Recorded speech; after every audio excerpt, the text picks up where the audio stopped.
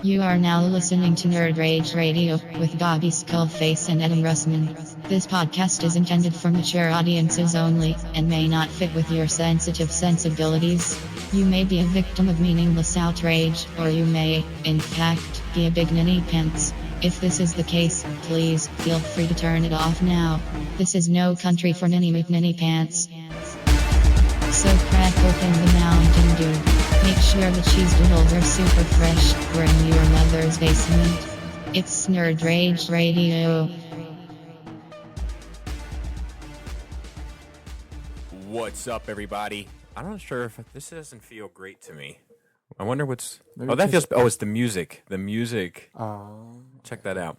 We are back. It is episode 155. Unfortunately, Mr. Russman could not be here. He's going to hope to chime in towards the back half of the episode. He was running late from work, and he's driving by a car fire right now. He's driving by a car fire right now. So it just wasn't in the cards for him. But I am here with Joe KW. What's up? And Dante the Destroyer. What's going on? I ain't have any car fire, so I made it. And he didn't start any either, which is also nice. Maybe. So Dante is a person who doesn't get out here much. Let's start with you, sir. How was your nerd week? Because I have a lot to talk about this week. Yeah. Oh, I actually had a pretty productive nerd week. Like as opposed to most times, it was like, oh no, I didn't really do nothing. Well, you became differently abled. I watched Deadpool 2. Oh, the first time? Yeah, I You hadn't haven't seen watched it? it. Oh, okay. Scale from 1 to 10. I went into it not wanting to like it, but I actually enjoyed it. I'm gonna go with I'll go with a 7. Good. Like, Joe, that's Joe's Chinese accent for. I really wanted. I was hoping for it to be like a 3, but I was just like, there's nothing wrong with it. I like it. Bobby got what you got. He got it. Yeah, I didn't care for it. I didn't care for it. Like I was going in thinking I'm not gonna like this. Fuck this movie. And so I was like, let's just watch it. And then we watched. I was like, and every time something happened, I was like, fuck this. I'm gonna hate this part. Oh, that was actually pretty well done. I'll accept it. And have you talked to people about it since you've watched it? No. This is. Have you heard people talking about it in the past? Yeah. Do you find that simpletons tend to like it? I'm just kidding. Outside of Joe, who's actually a fan, most people that I hear that are really like, man, I loved it, or people I'm like, yeah, but I probably wouldn't sit down and have a discussion about Deadpool with you. You can say that about a lot of Deadpool fans in general. Yeah, that's true. Yeah. I think generally it has been like the general consensus on Deadpool 2, now that the smoke is cleared and the hype train has left the station, Joseph, is that it, like the general consensus is not as good as the first one. Yeah, it's not. I don't think it is.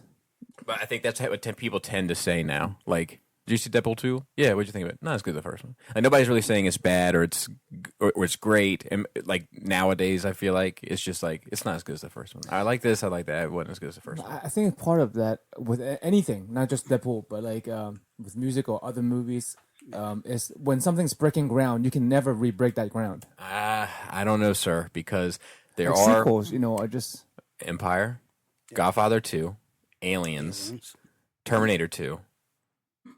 But they're Two not treading Towers. the same. Most of these aren't treading the same ground. They're like Alien and Aliens 2 is exactly. That's my point. I wonder if that's because those franchises have a bigger universe. Dark Knight. Yeah.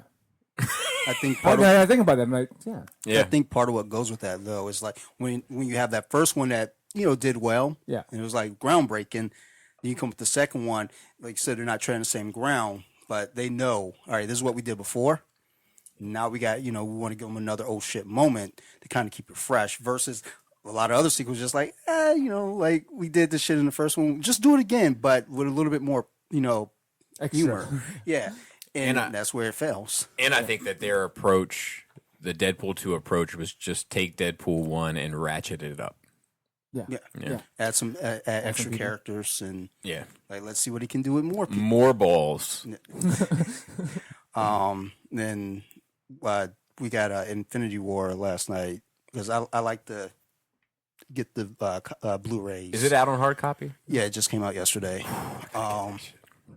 Watched that again last night and then this morning. I love that shit, man. Yeah. I watched it last night. Went to sleep. Best movie I've seen since Dark Knight. I was watching again this morning. Even Sophie, who, she's a little kid. She likes cartoons.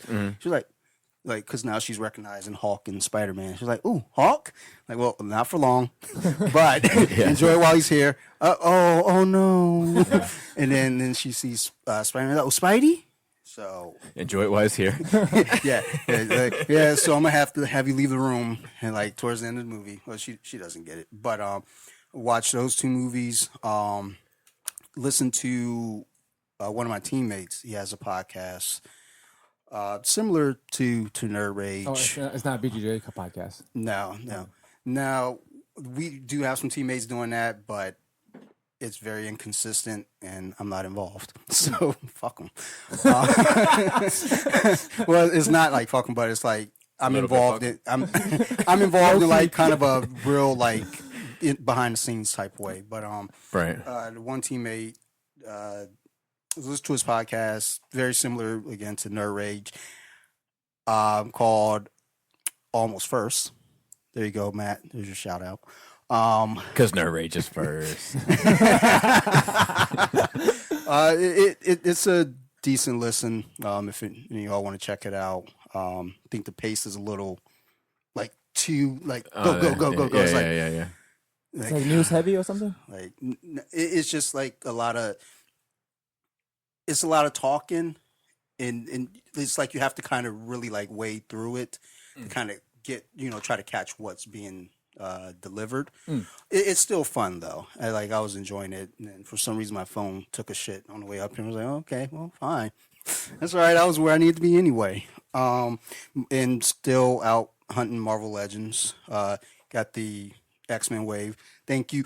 The Psylocke that because I don't know if like the one you got, like it was the purple hair variant. I was like, dude, like yeah. Because I was like, I didn't want to have to go like hunting for this. For it. Yep. It was like, it's in the box. All right, perfect. Put up some shelves, floating shelves, so I can start displaying things properly.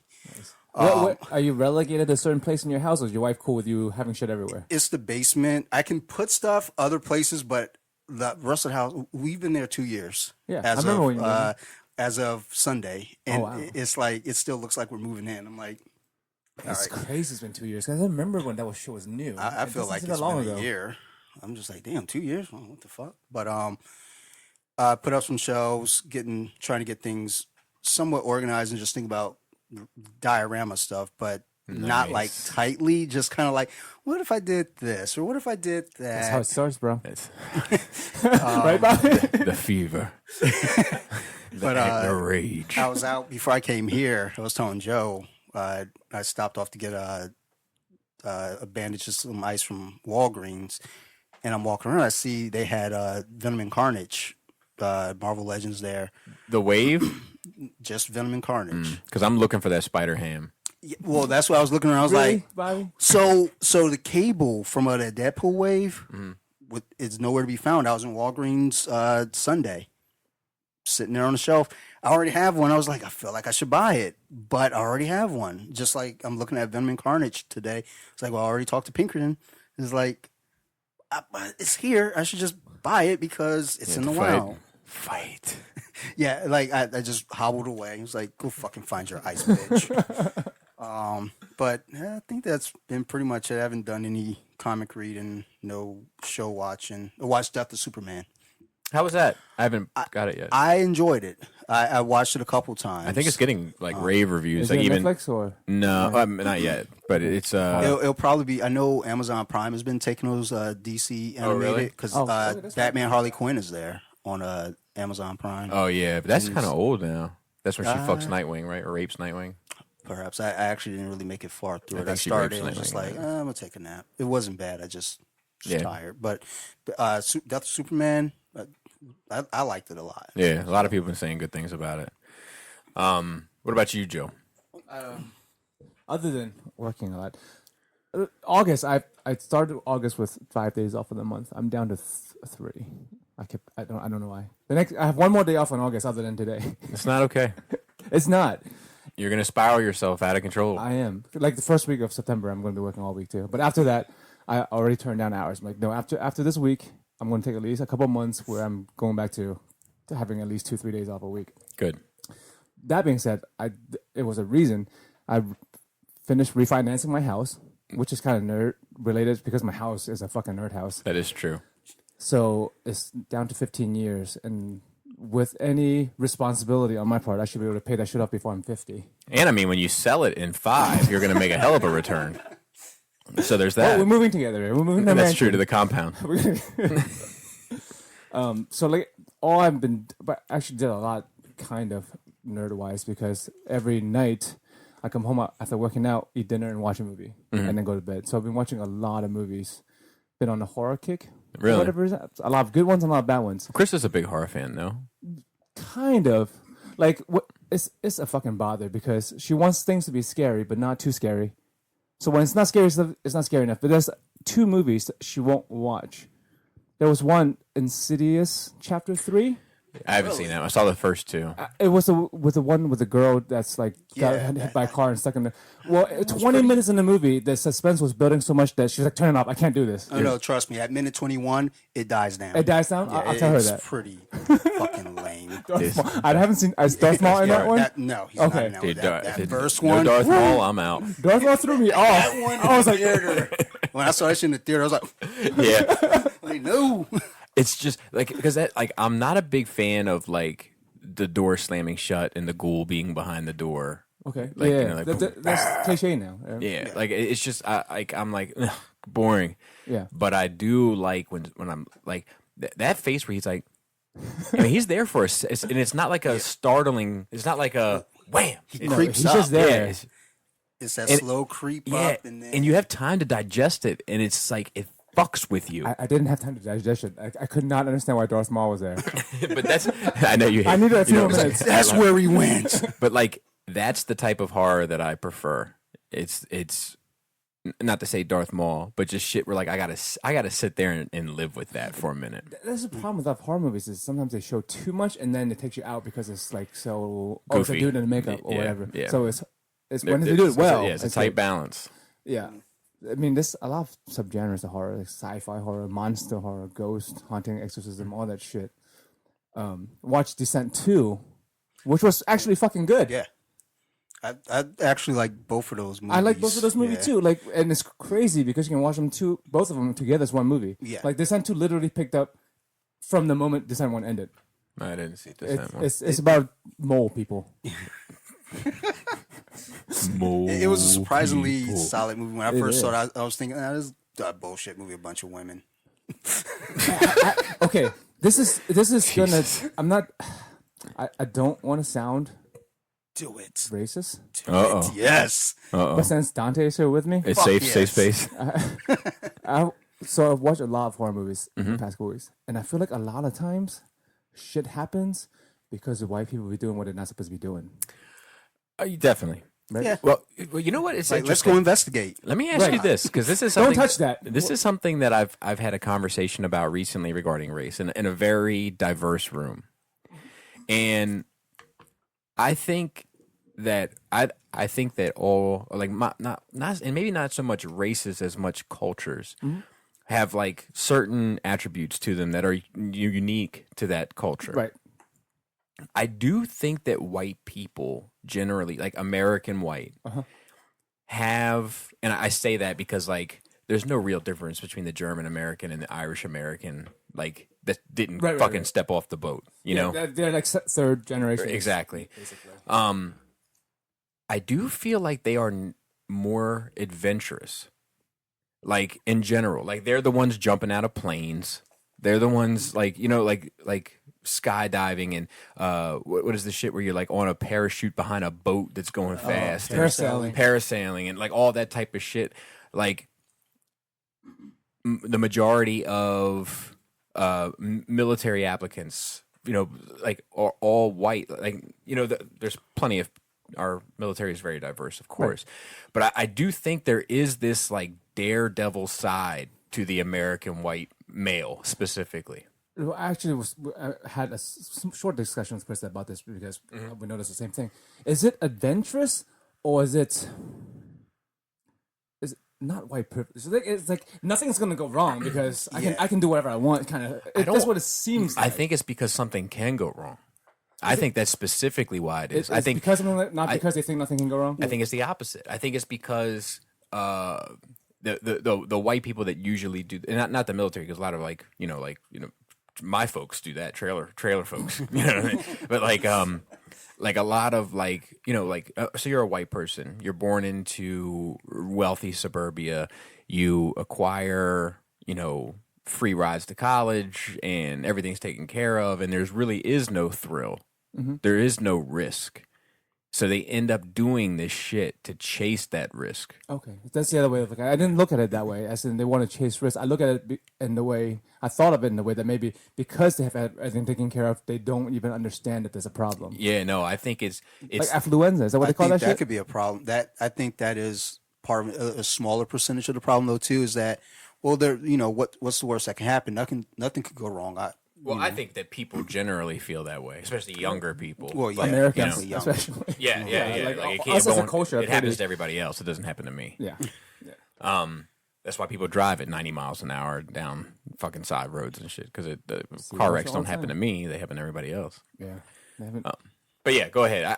I do think there's something interesting there for someone far smarter than me to investigate. Yeah, I think so. I mean, like I said, it's not meant to be a racist thing. It's just like a observation, just because back to back to back. I'm not gonna list all the movies I watch, only the interesting ones, just because I've watched so much. I watched Slither for the first time, I think, unless I watched a long time ago, which is James Gunn's movie with Michael Rooker in it about a pedophilia ring.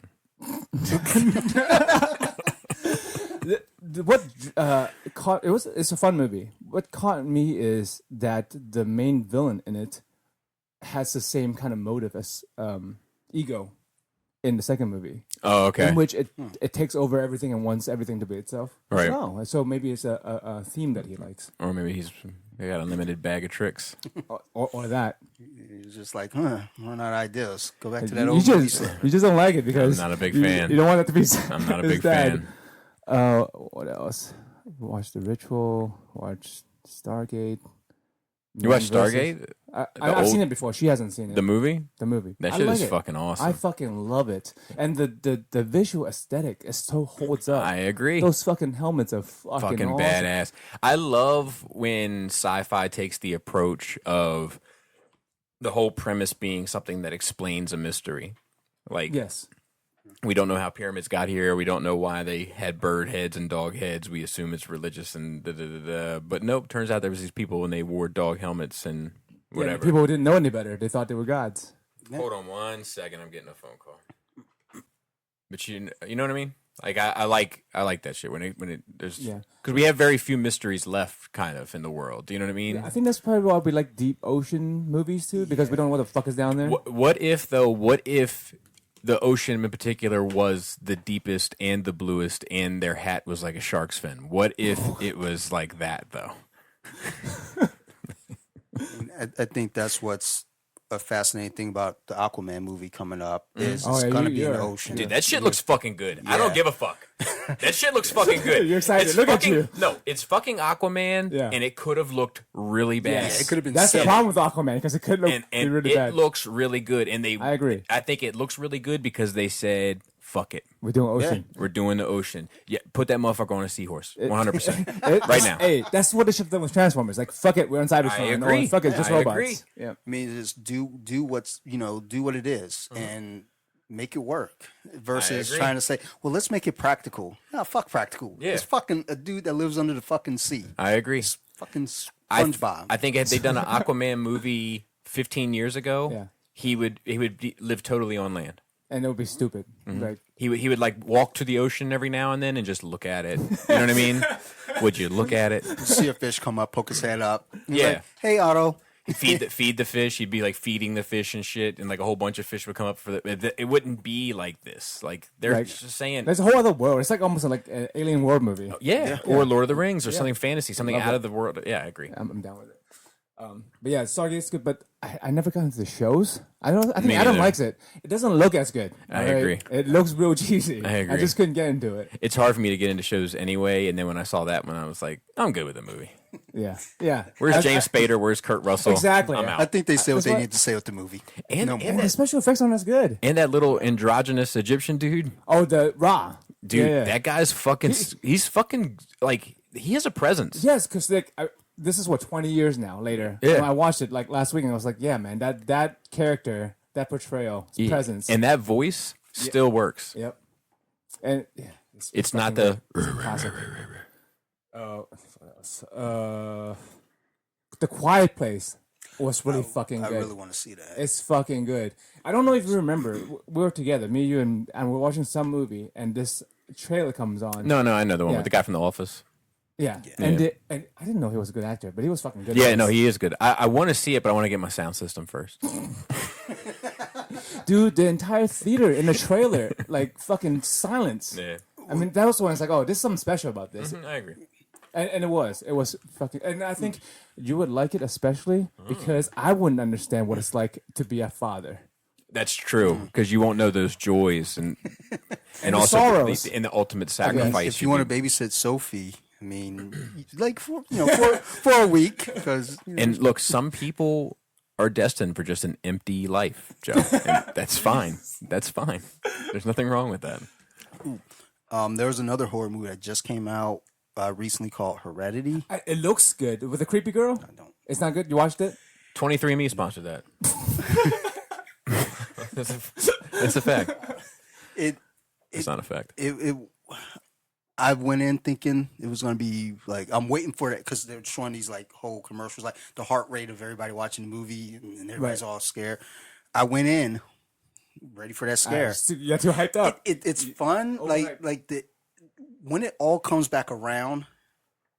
It's a decent story. It can be fun, but it's not. I didn't think it was scary. No, it's good. Like I wanted to piss myself. My and question I is, didn't. is that girl in prosthetics or is she just that ugly? I think she's. Oh, now I feel bad if ugly. she's actually just that ugly. I think she's. My that bad. ugly. Like, I mean, or it's very good prosthetics. I don't know. Hollywood's a magical place. Sacha Baron Cohen CGI. has really good fools people in real life. That shit is good. That shit is fucking hilarious. And the last notable movie I watched was Cloverfield Paradox, which I fucking loved. I thought was fucking great. That's the second one or the third Third one? one. They're all good. I like them. They're all very. Well, we're talking about sequels, right? 3 very different fucking movies. Are they in the same universe? I think the first two definitely. And then that third one. Well, this kind of puts everything together because there's a multiverse. I'm just going to stop you right there. One of my issues with this movie is I ask people that question all the time, and I've never heard anyone say yes or no. It's like saying it's fucking Red Sun Superman and regular Superman in the same universe. No. But they are. They're in the DC universe. They're in the DC multiverse. But the easy answer is no. Then the easy answer is no, because especially this movie is what brings in that hey, they can all just be in the same multiverse. Okay. Yeah. I mean, those first two feel like they're the same universe. Just you're seeing different, like one point, and then the second one, a whole nother point later on. But the third one, like I said, it kind of opens it up. Like, wait a minute, maybe it's not because of the whole multiverse idea. So, Yeah, I'm interested in what you have to say. yeah. Any family stuff? No. Okay. So I watched Who Is America, the Sacha Baron Cohen. I watched the How many first 4 episodes are episodes. there? 4 episodes. I think 5 are out now. I watched How many the first altogether 4. is going to be? Do you know? I have no idea. They're coming out week to week on Showtime. Damn, I hate fucking waiting. They are exceptional. Yeah. I will say this. I am a huge fan of awkward comedy. It's my favorite. I love Curb Your Enthusiasm. I love The British Office. I love The American Office. I really, really like The American Office. Right. I love Ali G. I love Borat. I love Bruno. Well, the difference is those are like real. I mean, the character is fake, but like they're interviewing real people, so the awkwardness is very real. And Well, so is Ali G and Borat. But that's what I'm saying. We'll take a look. And we lost some again. Remember when I looked up at the screen? Yeah. I'm guessing it happened then. I just didn't notice, Oh man. which is a bummer. Why do we only lose like really good shit? That's my I know. question. We need to get this new fucking computer at some point. I know. So let me try to go through the rest of this. I'm not going to take as much time with it as I did before, but the show is really good. But I was saying how like I spend most of the show with my hand over my mouth and all, and it takes me time to get back to it to fucking figure out what's going on with it, like because I'm so shocked by it, and it takes a second watch before I can even begin to laugh at it. Like for one, like these are the fucking leaders of our country. A lot of these people, Dick Cheney signing a fucking waterboarding tool, like it's just. And, like, he does some smart stuff in it. I said this before. Now I feel like I'm boring my audience, but... They haven't heard it. True. He says some smart stuff in it. Like, he does this liberal character, and he definitely serves more hate to the Republicans than he does to the Democrats, but he plays this liberal character that has his head shaved. He has a ponytail coming out of the back of his head and socks with sandals with mad straps on him like an idiot. And like, the intro to that video is always, like... You know, after I stopped crying because Hillary lost the election, I got out on my bike. And anyway, he interviews this conservative couple, and during this, he's like, you know, what do you do to help with gender identity issues and with your children? They're like, what do you mean? He's like, well, like for instance, my kids, I make the son sit down to go to pee, and the daughter stand up to go to pee to, like, you know, play with the idea of gender neutrality and da da da. And they're like, well, we don't do anything. And he's like, well, what do you do? And he's like, well, we just want people to go to the bathroom where they're comfortable. How they're comfortable, and like it's like a bigger point being made there that like I didn't even get the first watch. But anyway, I watched Ozark, which is good. I only watched one episode, but it seems good. I watched this Jeffrey Dahmer. We talked about it here on Nerd Rage when the trailer hit. I watched the movie. It was good. It was engaging. I highly recommend it. It's based on a graphic novel. It's quite good. It's well acted. It doesn't make you feel sympathy for him. Like he's not like I mean, he has trials and tribulations in his life, but he's not like overly abusive, you know, or abused or anything like that. Is there any big name actors or not that I know of? Not that I know of. Not that I can name offhand. But like who did the comic? Like, I mean, did they just make it up, or did it from an indie view? Or it's an indie comic. They talk about him. I don't even think he was quite done his book yet. And the director got wind of it, went out and met with him, spent like a day with him. Like this guy grew up in Akron, not too far from where Dahmer grew up. Okay. I think they went to the same high school and all sorts of shit. So like he was like driving around with him. He was showing him the house that Dahmer grew up in and all this shit. So he was getting this like base knowledge of where this guy was coming from in order to make the movie. And the guy was digging the movie and liked where the director was going with it. Like they had seemed to have a good relationship. Good. So, but it seemed good, and the movie was good. I would read the comic. I would. Speaking of comics, I did read Invincible, the first arc of Invincible. What is that? So it's an image book. Okay, I thought it was like Invincible as like a subtitle to like a no, or whatever. It's an image book, and his father is like a faux Superman, and. As in a phony, or just like an archetype? It's like an archetype. Okay. But then you come to find out that's not who his father really is. And his father's basically like just grooming the world to be a warlord of it. Oh. And the father like kills the Justice League. Like it's like not the Justice League, it's like Guardians of the Globe.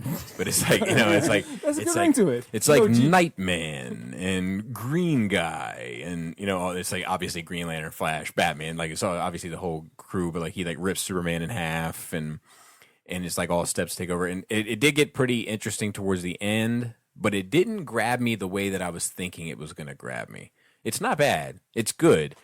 But I thought it was going to be like when I read Outcast, Raul got me that. And when I read that, like it grabbed me by the fucking gut, you know, and just made me read it. When I read some of the before Watchmen stuff, like it just grabbed me and didn't let go. But and it's a story, not necessarily a character. Is it because you have no connection to these characters? No, because Outcast I loved, you know, like it just, it's fine. It's just, it's not as engaging as I thought it was going to be. Okay. So I also watched 3 Billboards to Ebbing, Missouri, which we've already talked about. It's a very specific title. It was done by the same guys who did No Country for Old Men. See, even that title, people just short to No Country, right? yeah. This is going to be 3 Billboards. Yeah, people say 3 Billboards.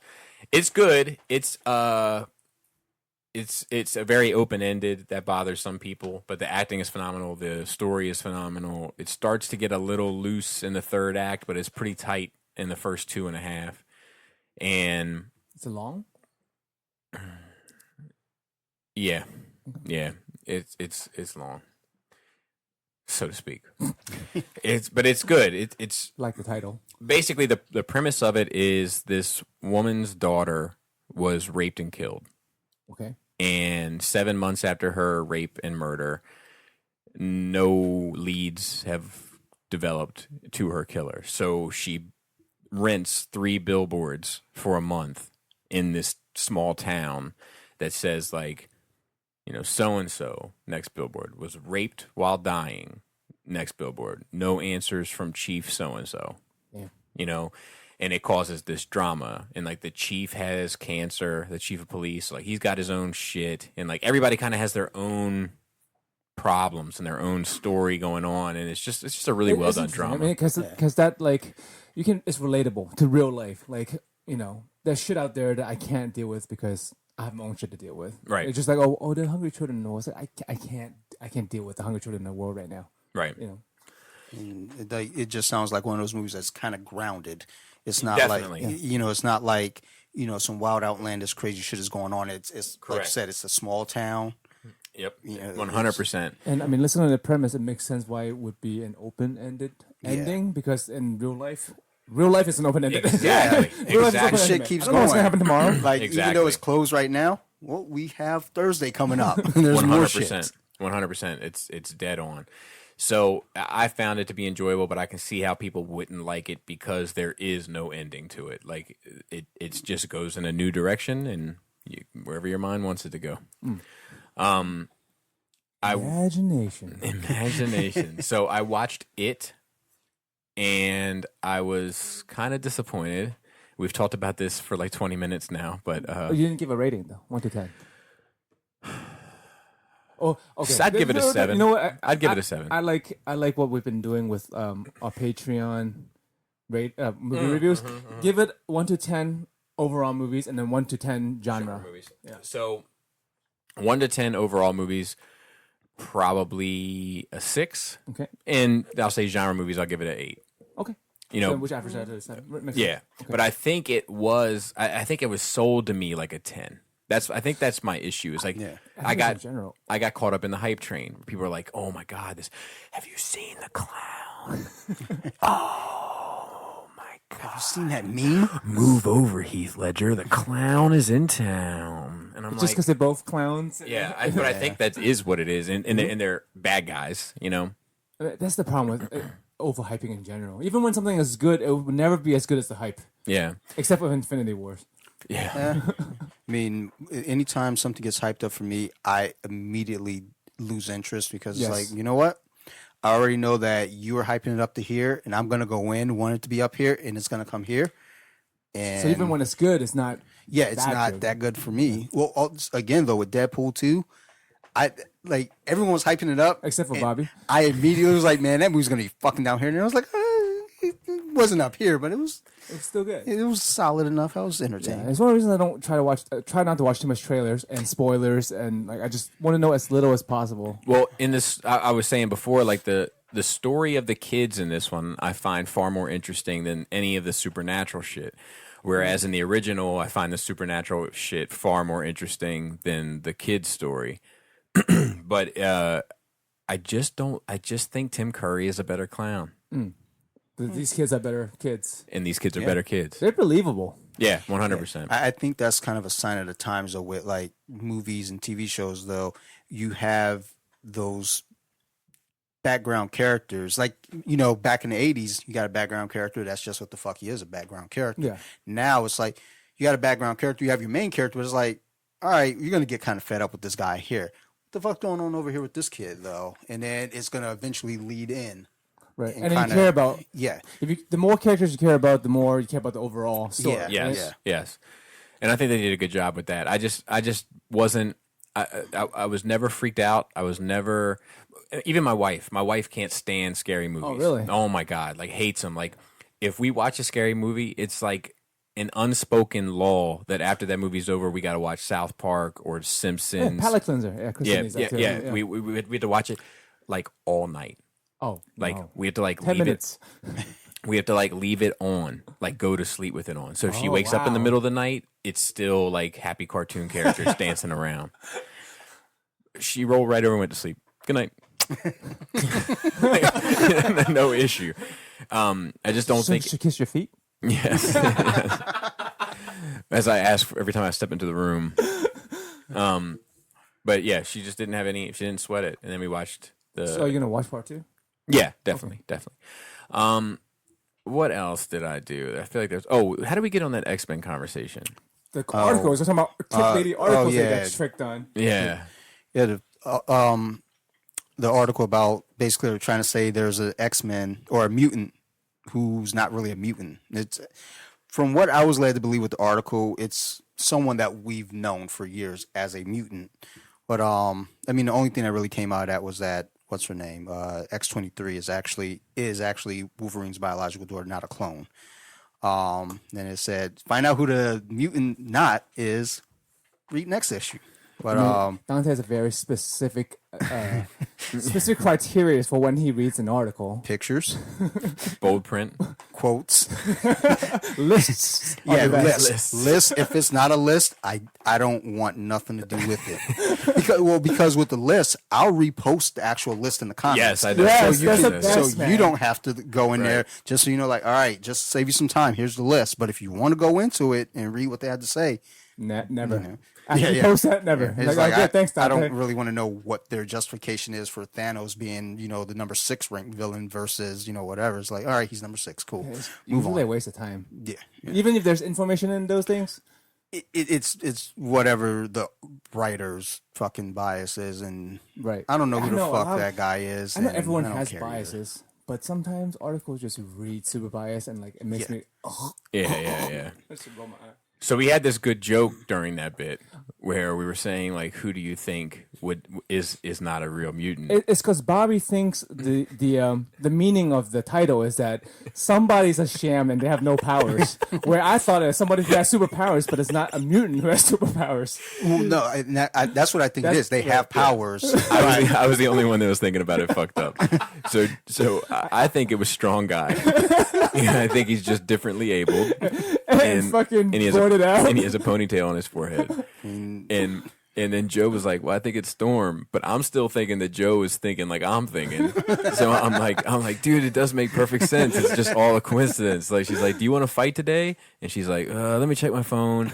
No, not today." Like, okay, do you want to fight today? Between 2 and 3, there's a 60% chance that I will fight you. Yes, 100%. Dude, this would be a hilarious parody.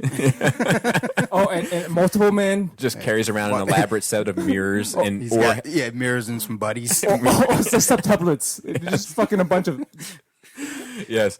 Who else? Who else? Jubilee who are just sparklers in their fucking Yes, sleeves. 100%. Because that's what it looks like anyway. She just walks Fucking out useless. with like sparklers, like it's me. Dazzler, Dazzler, yeah. definitely in that group. So anyone who basically has useless powers, right? Yes. Yeah. Siren. She just screams. And she's it's Like she screamed. She tried to get a record deal. They said no. So she's like, I'm gonna join the X-Men. Fuck it. I'm still not sure what Megan does. Remember her? Megan? Yeah, She was part of. She was part of X. Megan. So She was so in, let's see if Excalibur? we can do this. Like, yeah, you're good. Let's see if we can do this. So 90s classic groups. 90s classic X-Men groups. And I still have one element of my nerd week we need to get to, but we're gonna make up for lost time now.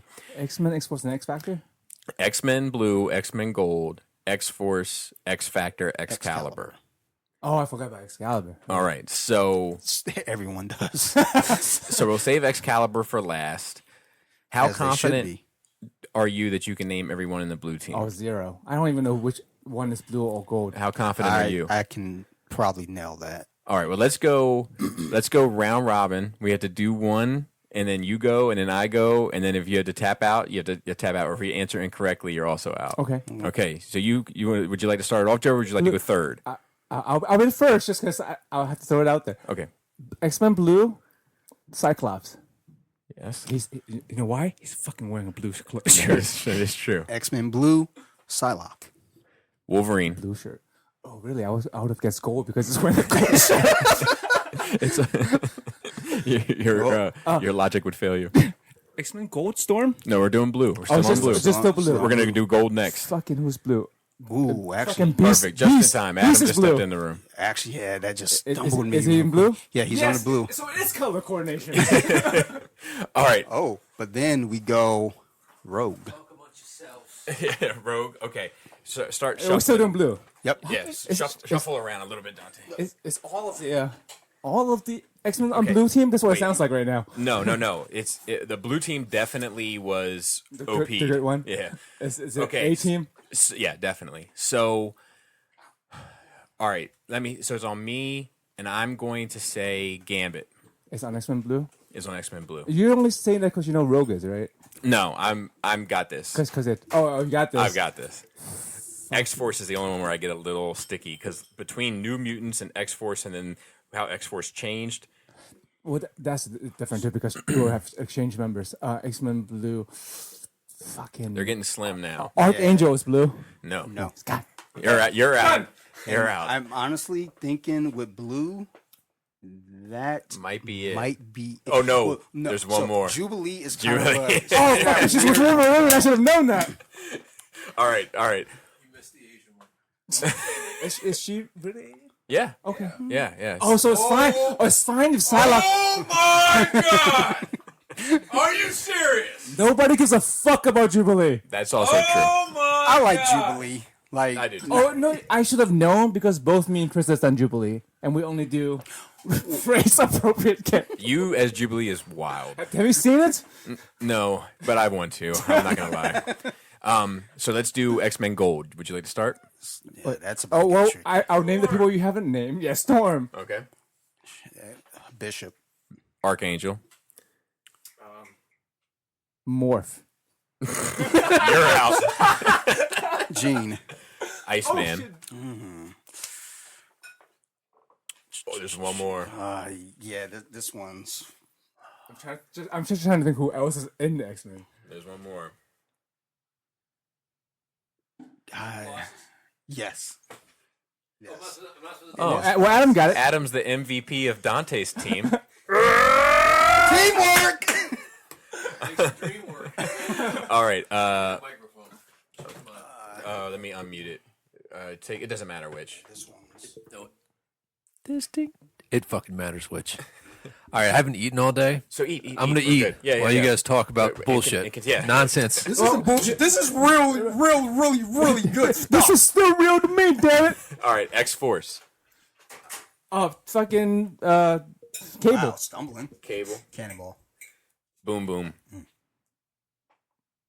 Domino, Sunspot.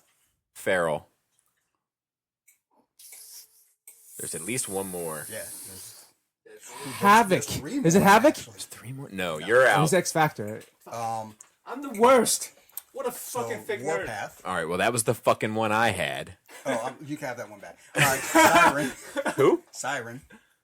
Oh yeah, but she wasn't in it initially, right? Like she wasn't in issue 1. She like teamed up with them later on. She popped up in like issue 3. Okay, I just remember the other one too. The other 3. So Warpath. Warpath. Siren. Now this one's a tricky one because he came back. All right, you're a little off center there. Try on the side here. Much better. Richter. Okay. Oh, fuck, I forgot Shatterstar. about that guy. Shit, I thought I said Shatterstar. Duh. Yeah. And I think that's it. But Richter is another one. Does he got little feet? All of them. Rob Liefeld himself. So I think that Richter and Siren and what was another one? Sunspot. They weren't in it initially. Sunspot left in issue 99, Jeez. and then he came back like later because they thought Cannonball was they thought Sunspot was an immortal. So they were trying to capture him, but it turned out that was Cannonball. So What'd you say? Okay, I got you. All right, so let's do X Factor. Puck. You're out. gee, that was quick. Havoc. Strong guy. Strong guy. Havoc. You said Havoc. Well, yeah, then you came back to me. I thought you were skipping me and going to him. All right. Oh, you want to get in on this? Okay, I'm taking strong guy then. Okay. Havoc, Strong Guy, Polaris, Oh shit. Wolfsbane, Multiple Man. I thought you were gonna go Quicksilver. Forge. Oh, Was he part of X Factor? Did He was part of it. I There know was he in like every fucking Banshee issue. and Forge. I feel like they were just hanging around the Banshee mansion. came- Cecilia Reyes or whatever her name was, just hanging around the So, mansion. Banshee came on the Fucking X Factor freeloading. much later, but Forge was always there. Okay. Psylocke. Who? Psylocke. No, she was Factor? X-Men She was Blue. X-Men Blue. But she was also X Factor. Wasn't she? She may have been X Factor before X Factor got changed because She was No. 92. no, she was always in X-Men. Yeah, she was And then always she was X-Men. in, and then she might have, and then she was in X Force Yeah. later, but she was never in X Factor. She was X Factor. Not during the '90s. All right, this is the tricky one. Excalibur. Excalibur. Wait, is Nightcrawler? Megan. Rachel, or the Phoenix. Okay. Wait, okay. what team is Nightcrawler on? We didn't name Nightcrawler at all throughout this entire fucking Excalibur. thing. Yeah, you're Oh, right. okay, I was yeah, right, okay. yeah. That's all I got. Captain Britain. Yeah. Yes. Yeah, all right. I there you go. remember because it was so fucking off. Yeah. why it is was Nightcrawler it was and the Captain X book that no one read. I think those are the two I can name though. So It was also $1.75, and all the others were $1. It was like, what the fuck? £1.25. It's like everything else was like $1.25, and then X Factor was like $1.75. Shadowcat. Is there any more? No. Lockheed. Yeah, I was like Lockheed if you want to count. dude, I feel like I did better on Excalibur than I did on any fucking thing else. It's ridiculous. So, the last thing that we have to get into is this video I put out Saturday and the pushback from it. Oh, you got pushback. And we're back. So let me set this up. I released a video on Saturday about flame toys, and the video was two parts to me. I wanted to show people what they were up to because I think they're making an impressive product, and I kind of wanted to get people talking about it. Yeah. The second part was to say, instead of saying I can't afford it, start saying it's not worth it, Yeah. because it's a very defeatist attitude to just say I can't afford shit and pass it off, and meanwhile you're spending the same amount of money on something else. Theoretically. Yeah. So, But Bobby, I only afford one deluxe a year. That's all I got. I can't afford it. yeah. I mean, I would sit down and you know what the thing is, man? The video was intended to be positive. Yeah. And You can do it. Just you can go do get it. You can do it. Yep. It was intended to be motivational. And instead, it's gotten such hate. They started some thread on TFW just about me. Hundreds of comments. Really? Yeah. In all negative? No, not all negative. There's been people on there. I haven't read it.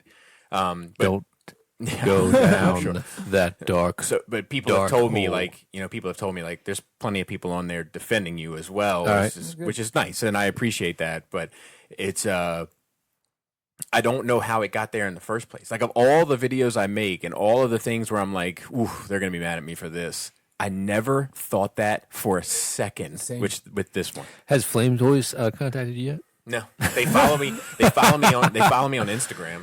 Well, yeah, that's a That's start. the first step. That's the first step to that sponsorship. Because that's what you're really after. I'll take it.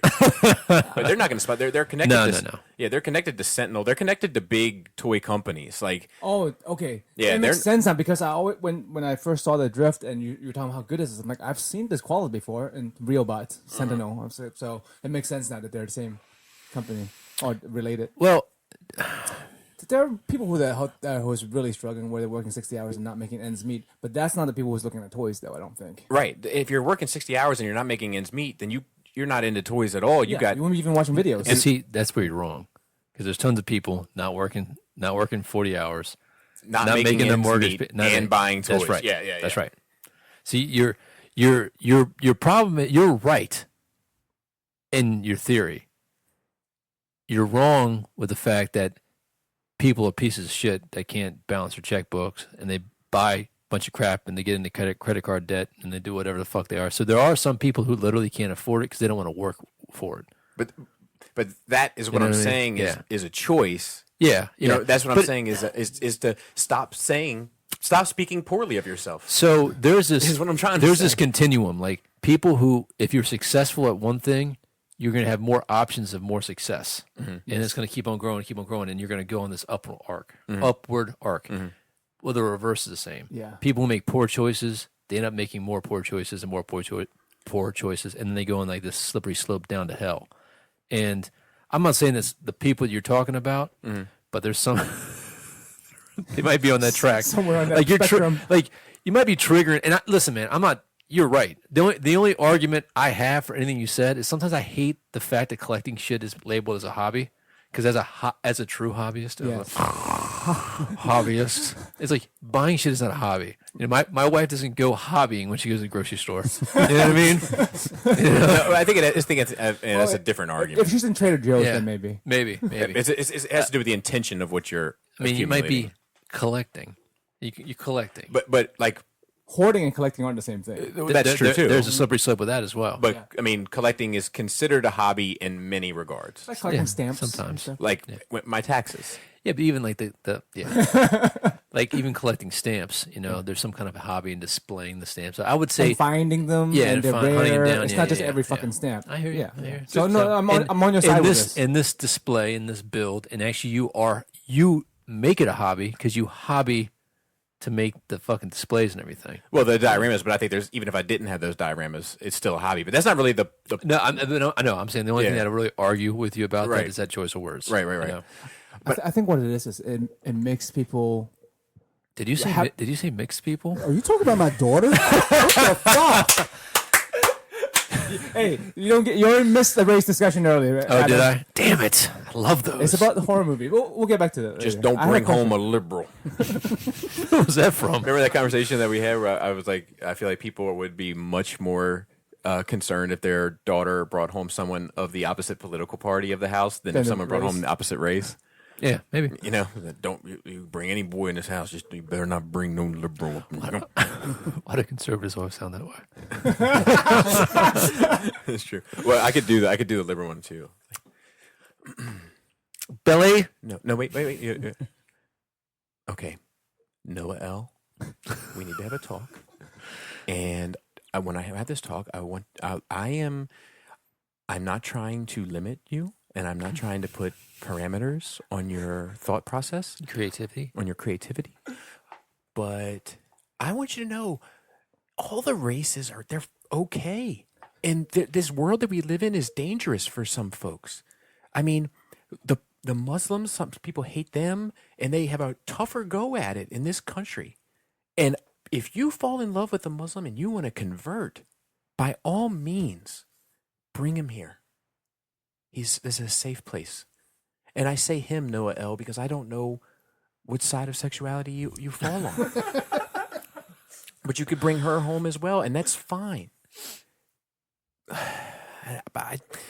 It's tough for me to say. But if you bring in some right-winger, If there's some Trump supporter, you can just swipe left. if it's a MAGA hat, I'm going to have to ask you to drag that out of here. I have no tolerance for intolerance.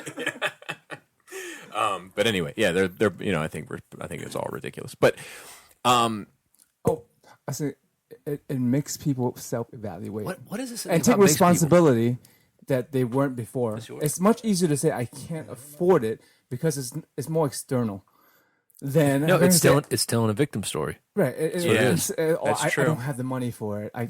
Instead of I'm not gonna work for that.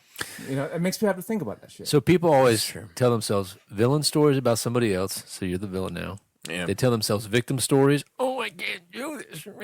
Or they like there's some, or that's more of an incompetent story, or or they're victims. Like, well, I just lost my job, lost my dog.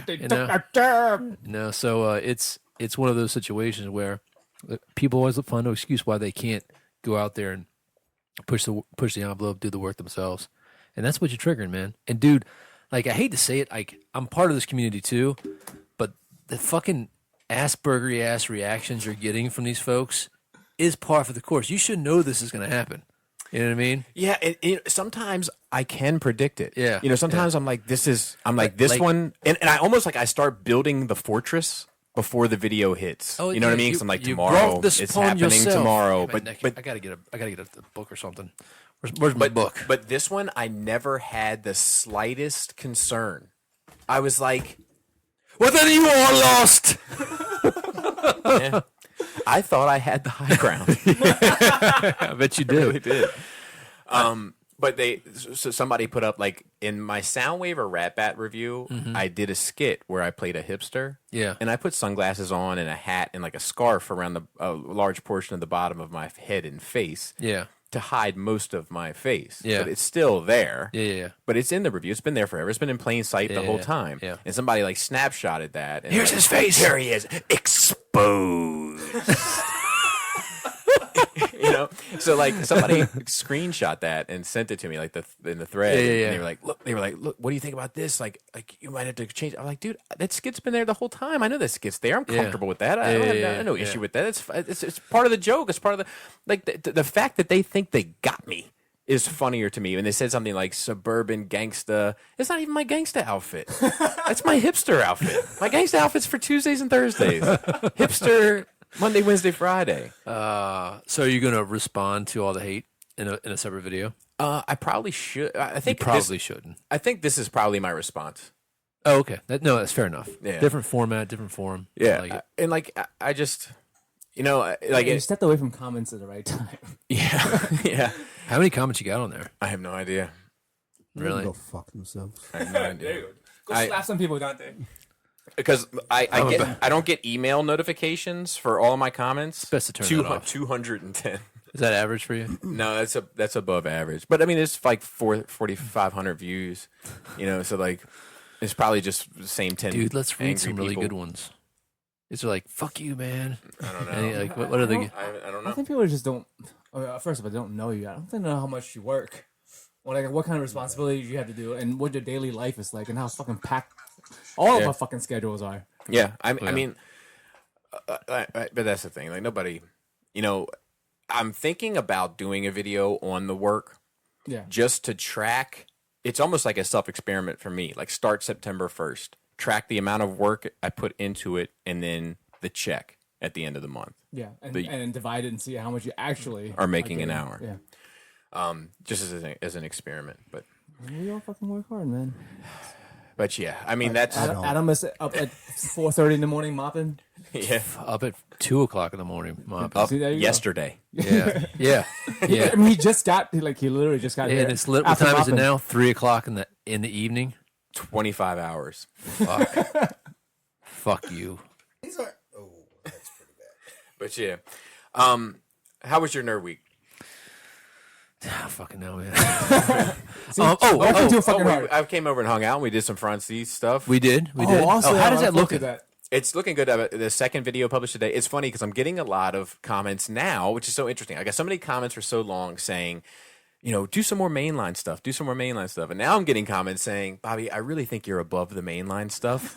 Oh, really? Yeah, and I I'm saw like, you were doing the fucking Dinoboys. I'm like, what the fuck is this shit? so John Garinger sent me those. Okay. And they've just guy. been sitting here collecting dust because I wanted to do the whole reason. I don't want to review them at all. I don't give a fuck. It's just because someone sent it I to you. want to do the therapy. Oh, Yeah. I want to awesome. do the. I've been wanting, and people have been asking for the therapy for so long. So we have to have something worth therapy. Yeah, so 2 episodes are out now. Okay. And the rest of them are good. And then I have the 3 I have 3 outtake videos. Nice. I have 1 family and friends.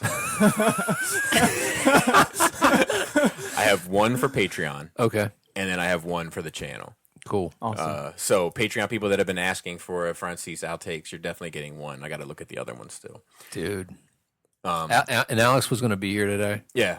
but my schedule's so fucked up. I was Yeah. like, I'm not stopping by home to Right. pick his ass up. So I did start watching Voltron season 7, which came the fuck out of nowhere.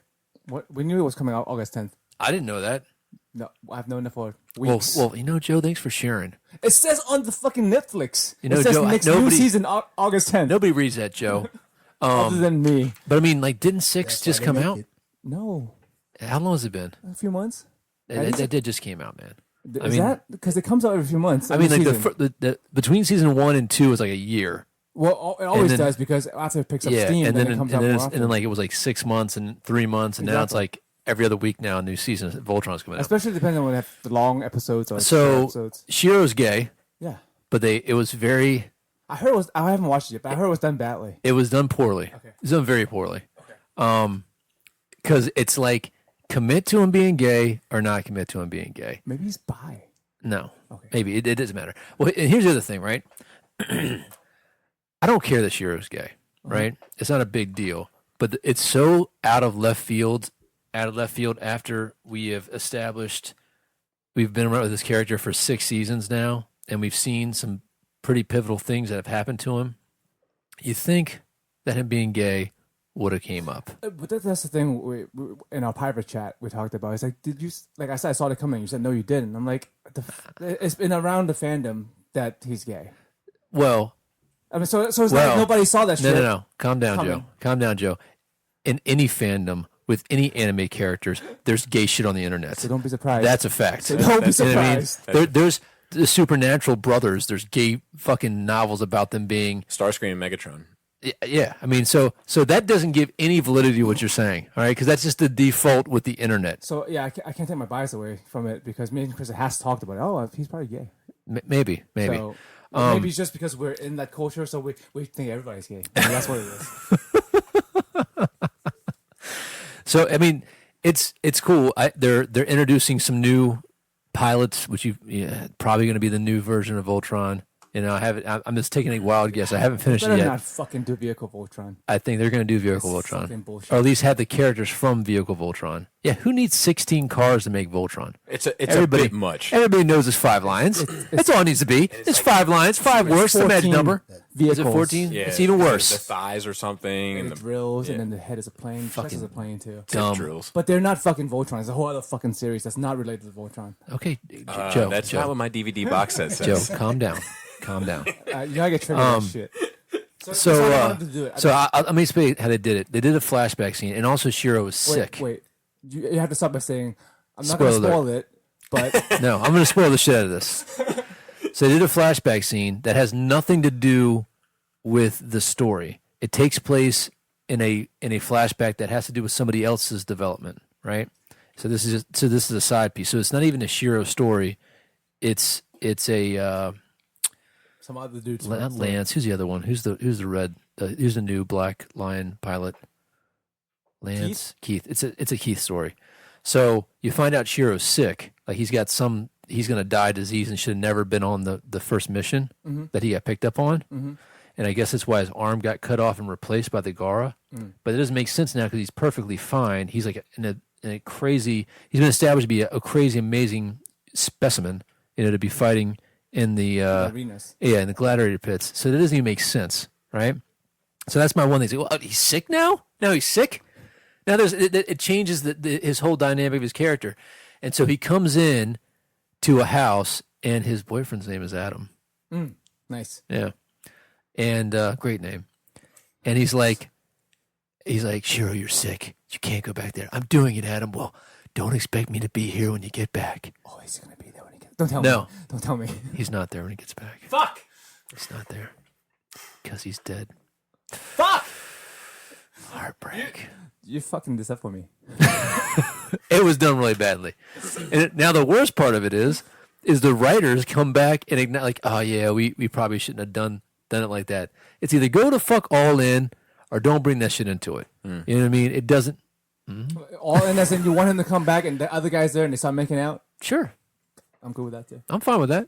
I mean, if he's really gay, he's gay. That's a bit much. You know, PG-13, you know what? think, I wouldn't mind it if the princess had a little crush on him and he turned her down.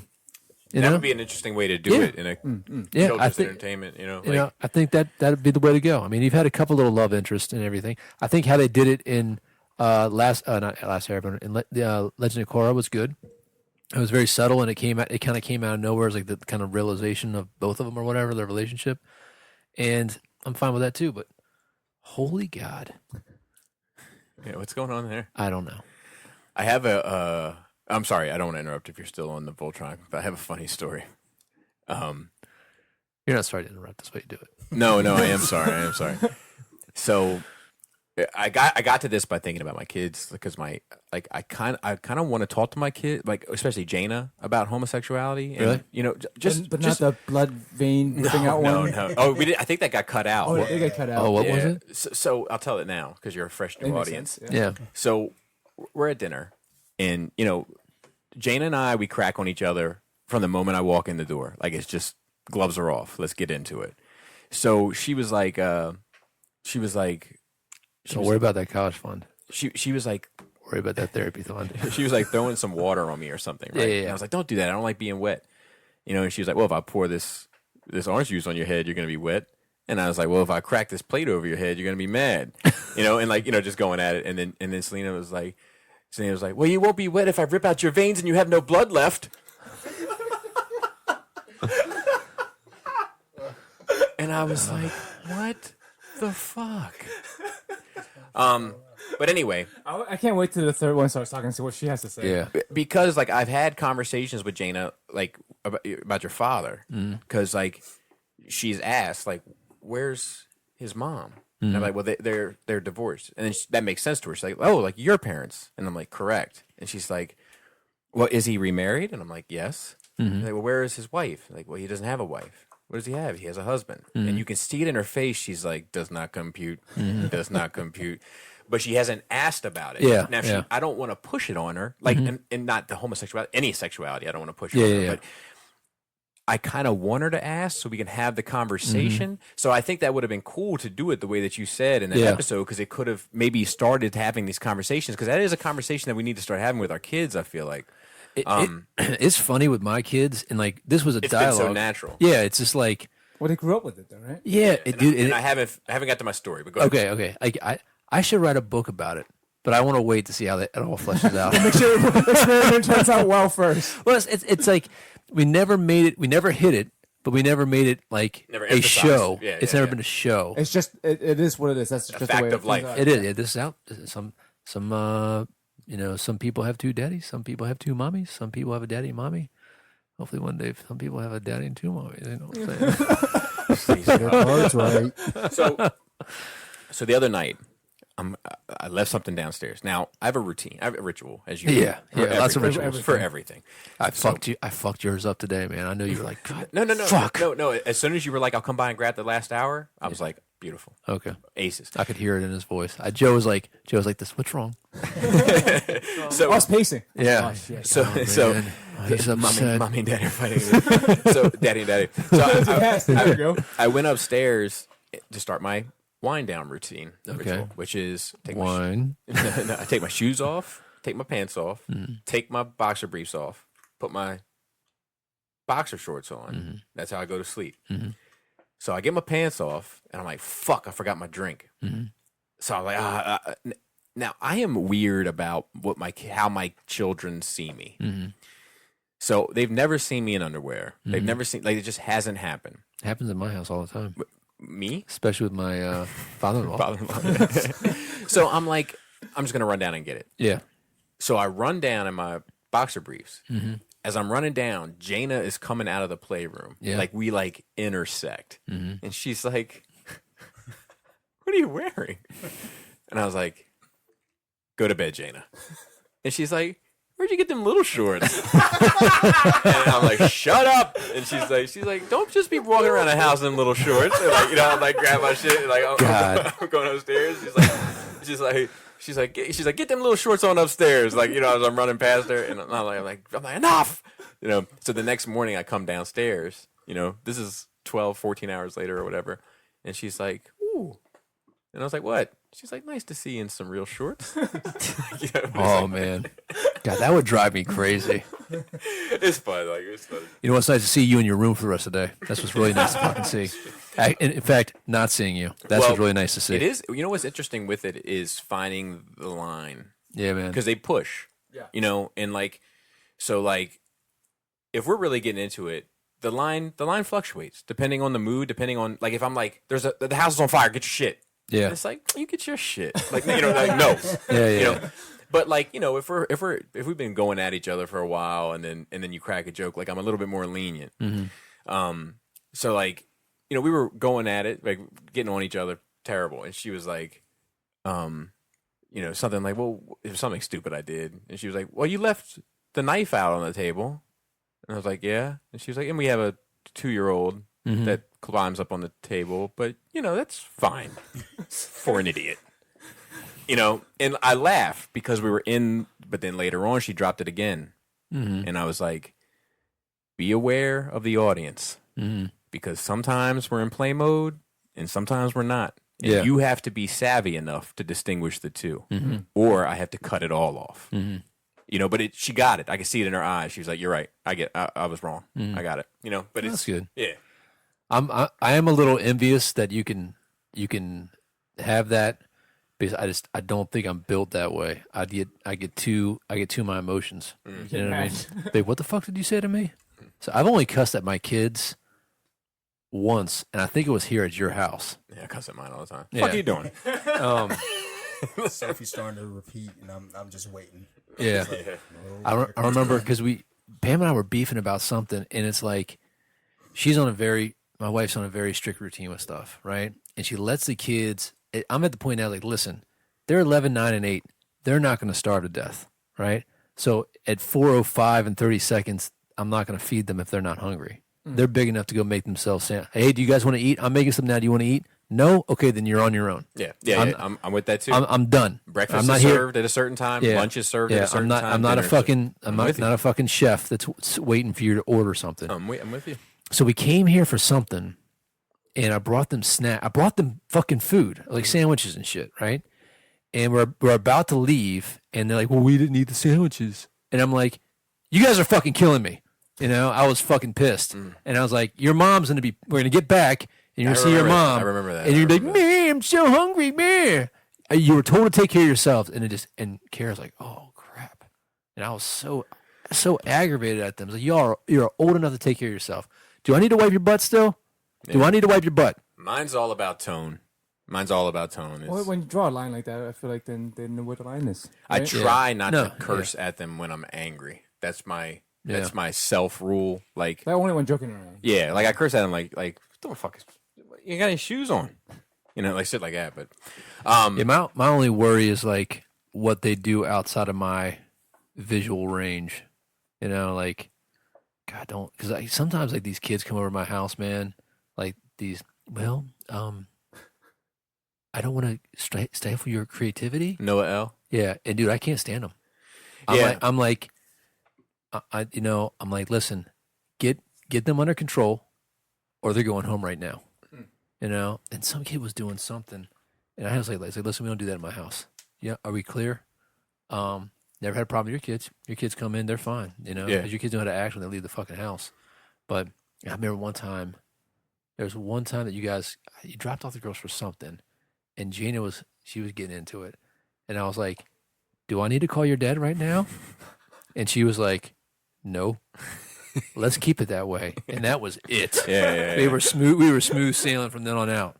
Yeah. So, but there's this one kid in my kid. I'm not going to say which kid it is or which child of mine's friend it is, but I tell my wife, I'm like, you need to let me know before this unit is allowed to come back in because I need to find some place to be because I just can't be around that kid. Anything else in the Nerd Week? So watching this show called The Hollow on Netflix. Oh yeah. It's an animated show. It's these 3 kids, teenagers, like wake up in this fucking vault with no doors, no windows. Razor blades. And there's like the blood of a 3-toed sloth. There's an old typewriter there. They don't know their names. They don't have any memories. They don't know what home is. They can talk or whatever. They have pieces of paper with names in their pockets, and they call each other by those names. And they're in this crazy fucking nut world with magical monsters and demons, and they're trying to escape and get through there. And then you slowly find out they have superpowers. And they didn't know they had superpowers. It's been pretty good so far. I think Is it like episode Disney animated or DC animated or it's anime like animated? Samurai Jack animated. Who? Samurai Jack. Oh, Yeah. oh. So I mean, it's like advanced Cartoon Network, but it's better. It's not that. That's not Samurai even Jack fair. is good. No, it's good, but I mean, like, if you go back and look at Samurai Jack and like what they're doing now, it's like okay, we made some progress here. You know, it's pretty good. And actually, the girls are watching that with me, so that's good. I haven't fucking bought Infinity War yet. I want to fucking go. I want to watch that so bad, man. We just talked about it. He got it, and he watched it like, what, 3 times already? I watched it last night. Woke up, turned it right back on, watched it again. Wait, you watched half of it last night? No, You watched the I whole watched it thing all again? Last night, woke up and turned it right back on, watched it again. How were the deleted scenes? Anything? I haven't gotten to that Oh, yet. damn. Still That just watching good. the I main know, thing? man. Dude, I It's fuck. fucking good, man. Did you get it yet? No. You're gonna get you're gonna start with the commentary. Or you're gonna watch the regular. If there is a commentary, I'll start right with the commentary. That's my favorite. Is there any shit. special ultra mega edition 4K? Fuck your face. I know, I got aggressive. It's just a big old purple schlong. Yeah. Dude, how big is Thanos' unit? Think about that. He might be overcompensating. Maybe. He's an alien, so it might Maybe. not be his knowledge might not be the same. You really wanted that Joe. gauntlet Hey, really Joe. bad Hey, for Joe. a reason. It's the same. He might be So it's overcompensating. always the same. If one thing that Captain Kirk has taught us, it's always the same. In betwixt the legs. I've been painting my fucking ass off here recently, doing some scenery. The scenery stuff. Yeah, I want you to come over, man. Check it out today if you got a time. You got a roll? Well, thanks for coming by, Yeah, man. Dante. Yeah, man, that was fucking cool. Thanks for covering down for me because I was late. You know, I always got to pick up Adam's slack. That's right. I don't want you hurt, but it doesn't hurt to be hurt when you can show up on Wednesdays. Yeah. It's Yeah. nice. Yeah, I realize every time I show up, I'm fucking Oh, do you fucking Because did you that's why fuck you show up. yourself You're hurt. You can't go to the. You can't go. What to did you do? TJJ. someone pulled my ankle and it popped. Oh. I didn't hear a pop. I felt the pop. They dislocated her? Nah, it's Oh. just sprain. Okay. There's a bag of ice in the freezer if you want to take it home with you. I think There's also a bag of ice out on the front porch. that was me. Okay. I was wondering why. I was like, this is odd. Did Bobby have a cooler party he didn't tell you about? Super jelly, bro. FOMO. Yeah. All right. All right, thank you all. Be good, Dante. Back around another time. God damn, it's 4 o'clock already. Fuck. Or be good at it. These pills. Be good to yourself. And I need to take them all. Oh, got something else crazy. Talk to This is my this is probably what my in-laws are calling. So my father-in-law, we're dropping them off. We're dropping them off in down in North Carolina this week, or my wife is. So he wants a document giving us medical authority. Yeah, Wait. yeah. He wants a He document. wants us to have a document giving some medical authority and for emergency purposes or whatever. Over else. who? Over the kids while they're down there. And so Pam finds this one online and she brings it to me and I'm looking at it and it's like, choices for surgery or something else, choices for education or some shit like that. And I'm like, I'm not fucking signing this. Yeah. We have a cell phone. They can give us a fucking call. Why somebody down there doing it for their grandkids and so he thought it was a really good idea. I was like, why? He wants copies of the insurance cards or whatever. I was like, no. Yeah, you got to relax. No, I'm not doing that. If you got a problem with it, give me a call. If not, the kids can stay here. I'm not fucking playing it. And we got a great relationship with our my in-laws are good, but I don't know why. Well, that's the thing. If you have it feels like if you don't have a great relationship is when you need something like He that. gets these wild ideas in his head about shit, and he gets all Fox News on him, man. That's the only way I can fucking explain it. No, I know what you mean. I know what you mean. I And know it's this. like, we need to have this because if we don't have this, it could be a catastrophe. It's definitely a generational thing, and it's definitely for people that are more Paranoid.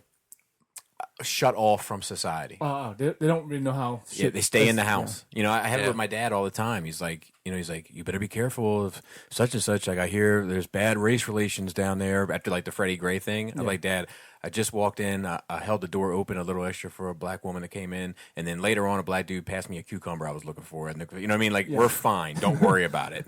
The old cucumber The old pass. cucumber pass. That's how you know everything's good. But I gotta say, I don't like this seat. It's fucking up my whole day. it's the tardy seed. Hey, I'm not tardy. All right. Yeah, I hate being late for things. I know. It's my I'm fucking with you. yeah. I'm at work 45 minutes early at least every day. Let's save this.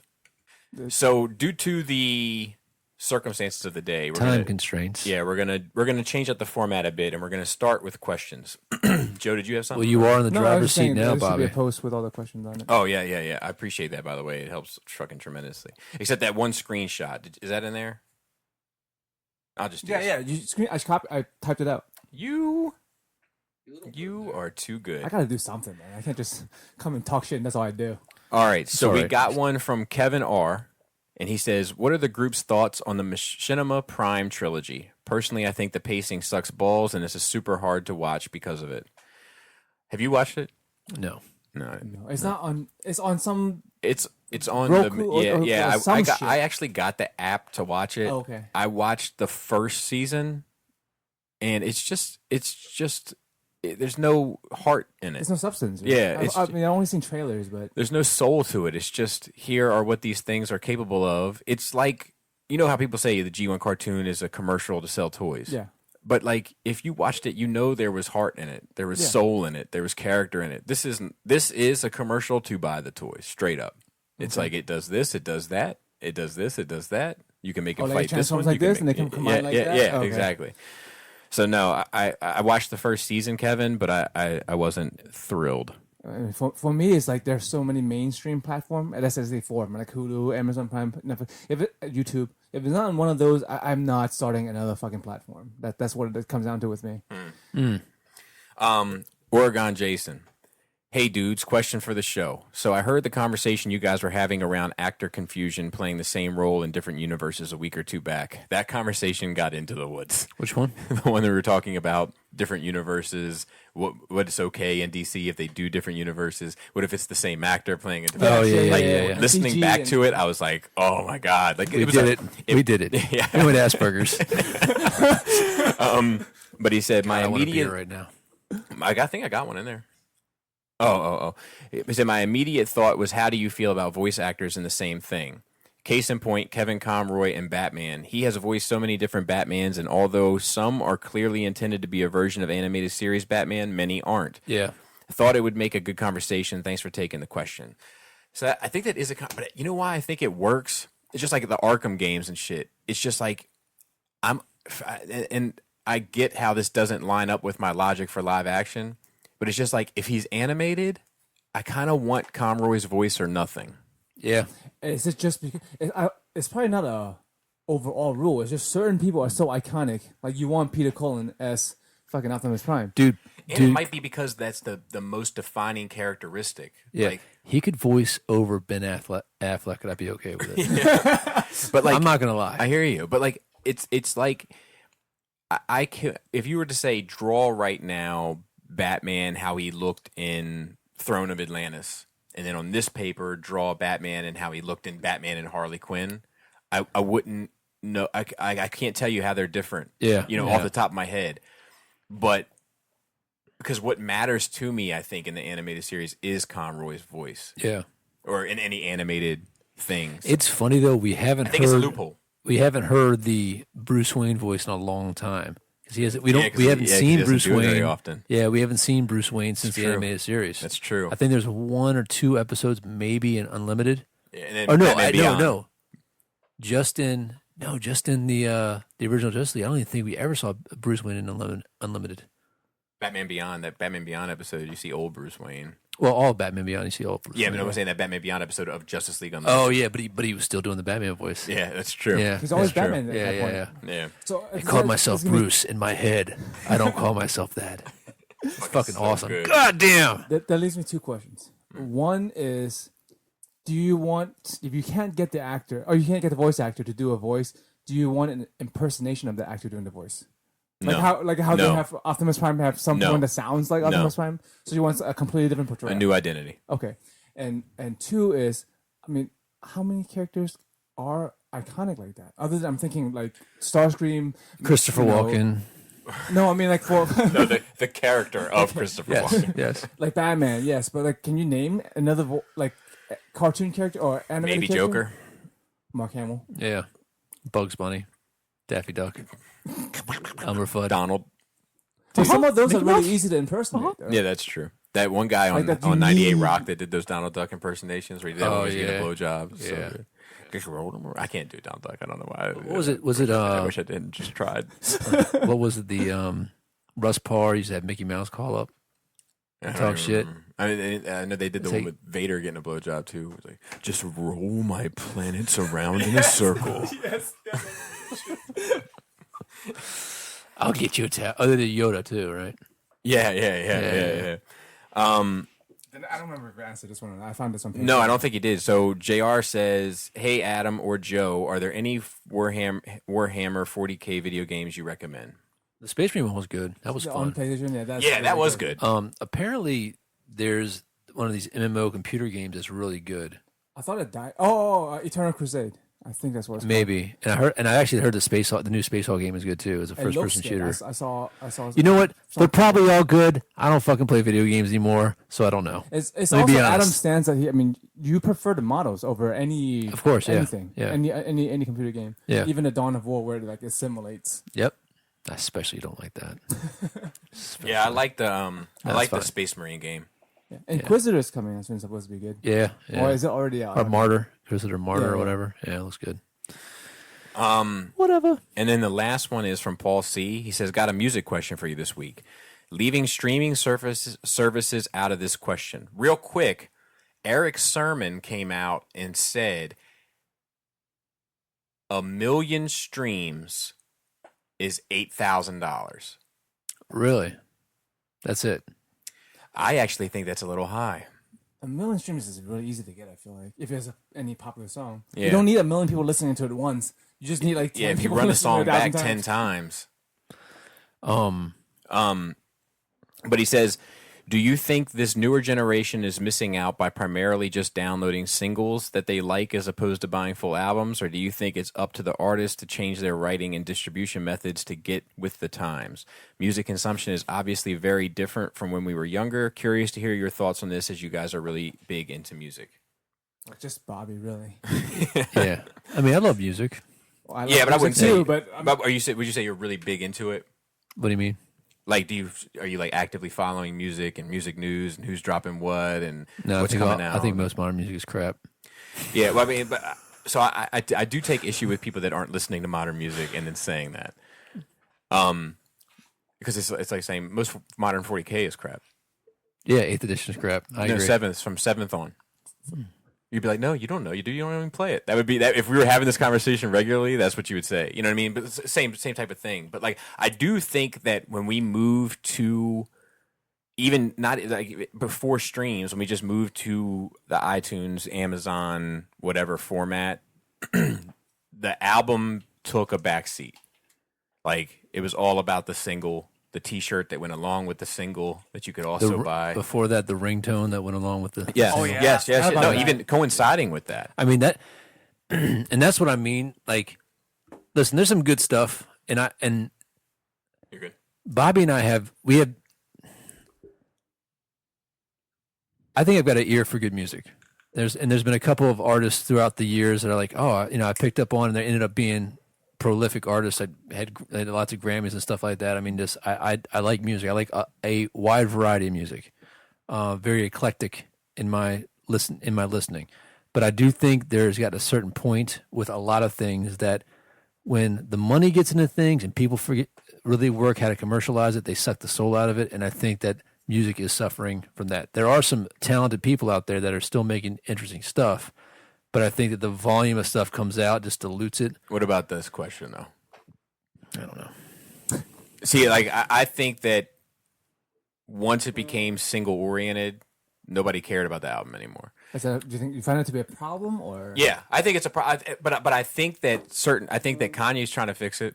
I don't think that he has, because we had this conversation recently about the 7-song album. Uh-huh. I think that's an attempt to get back into buying an album where like you buy one song, Yeah. you're only like $5 away from just getting the rest of the album. Well, it comes back to that thing where people spend 10 years working on that album the first one. to make a break, and they put their heart and soul in it, and it's amazing.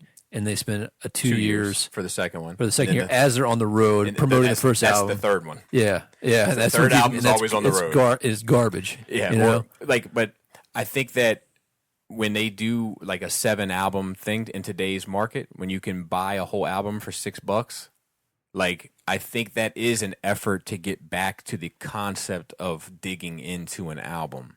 I don't think that he's made a great 7-song album. That's the problem. But I think that is an effort. If like I think Tool may be the only one that doesn't do it. Like, in order to get Tool, you got to buy the record. Yeah, that's it. There's only one way to consume the music, and that's to buy it. Well, here's a funny thing. Like only 5% of artists get 50% of plays. That makes sense. And 5% of their stuff gets played 50% of the time. Mm-hmm. So it's like it is a very we have a lot of stuff, but it's a very small group that we really focus on, and I don't know how much.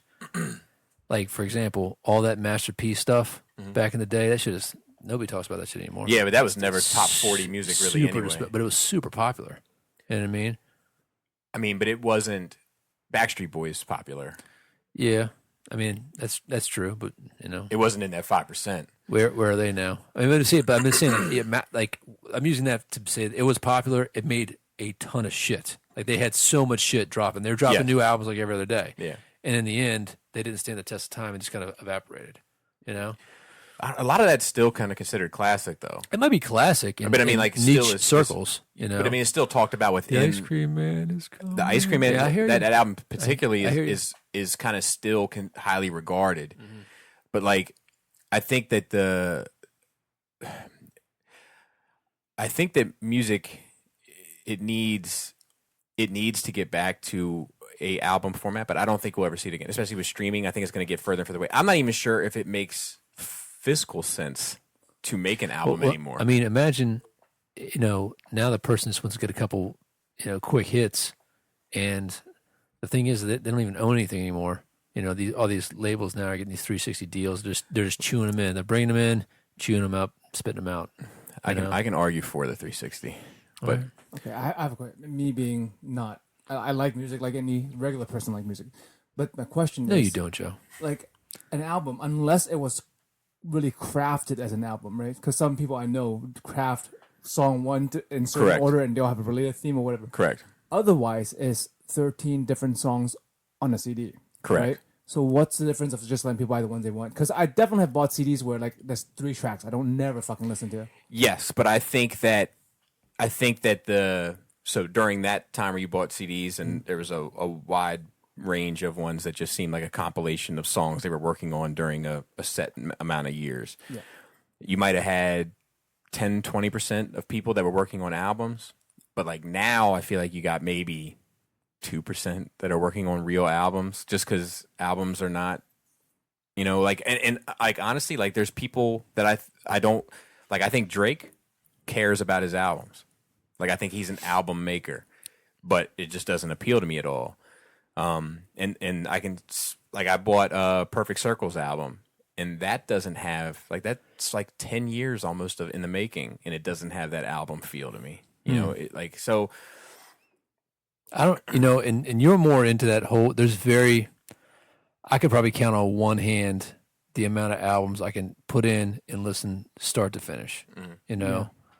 It's I know you're more of that album thing, but the one thing I'm concerned with music is, like, I just think that the ability to produce stuff that's somewhat good and flood the market, I wonder if that's going to be, it's like YouTube, man.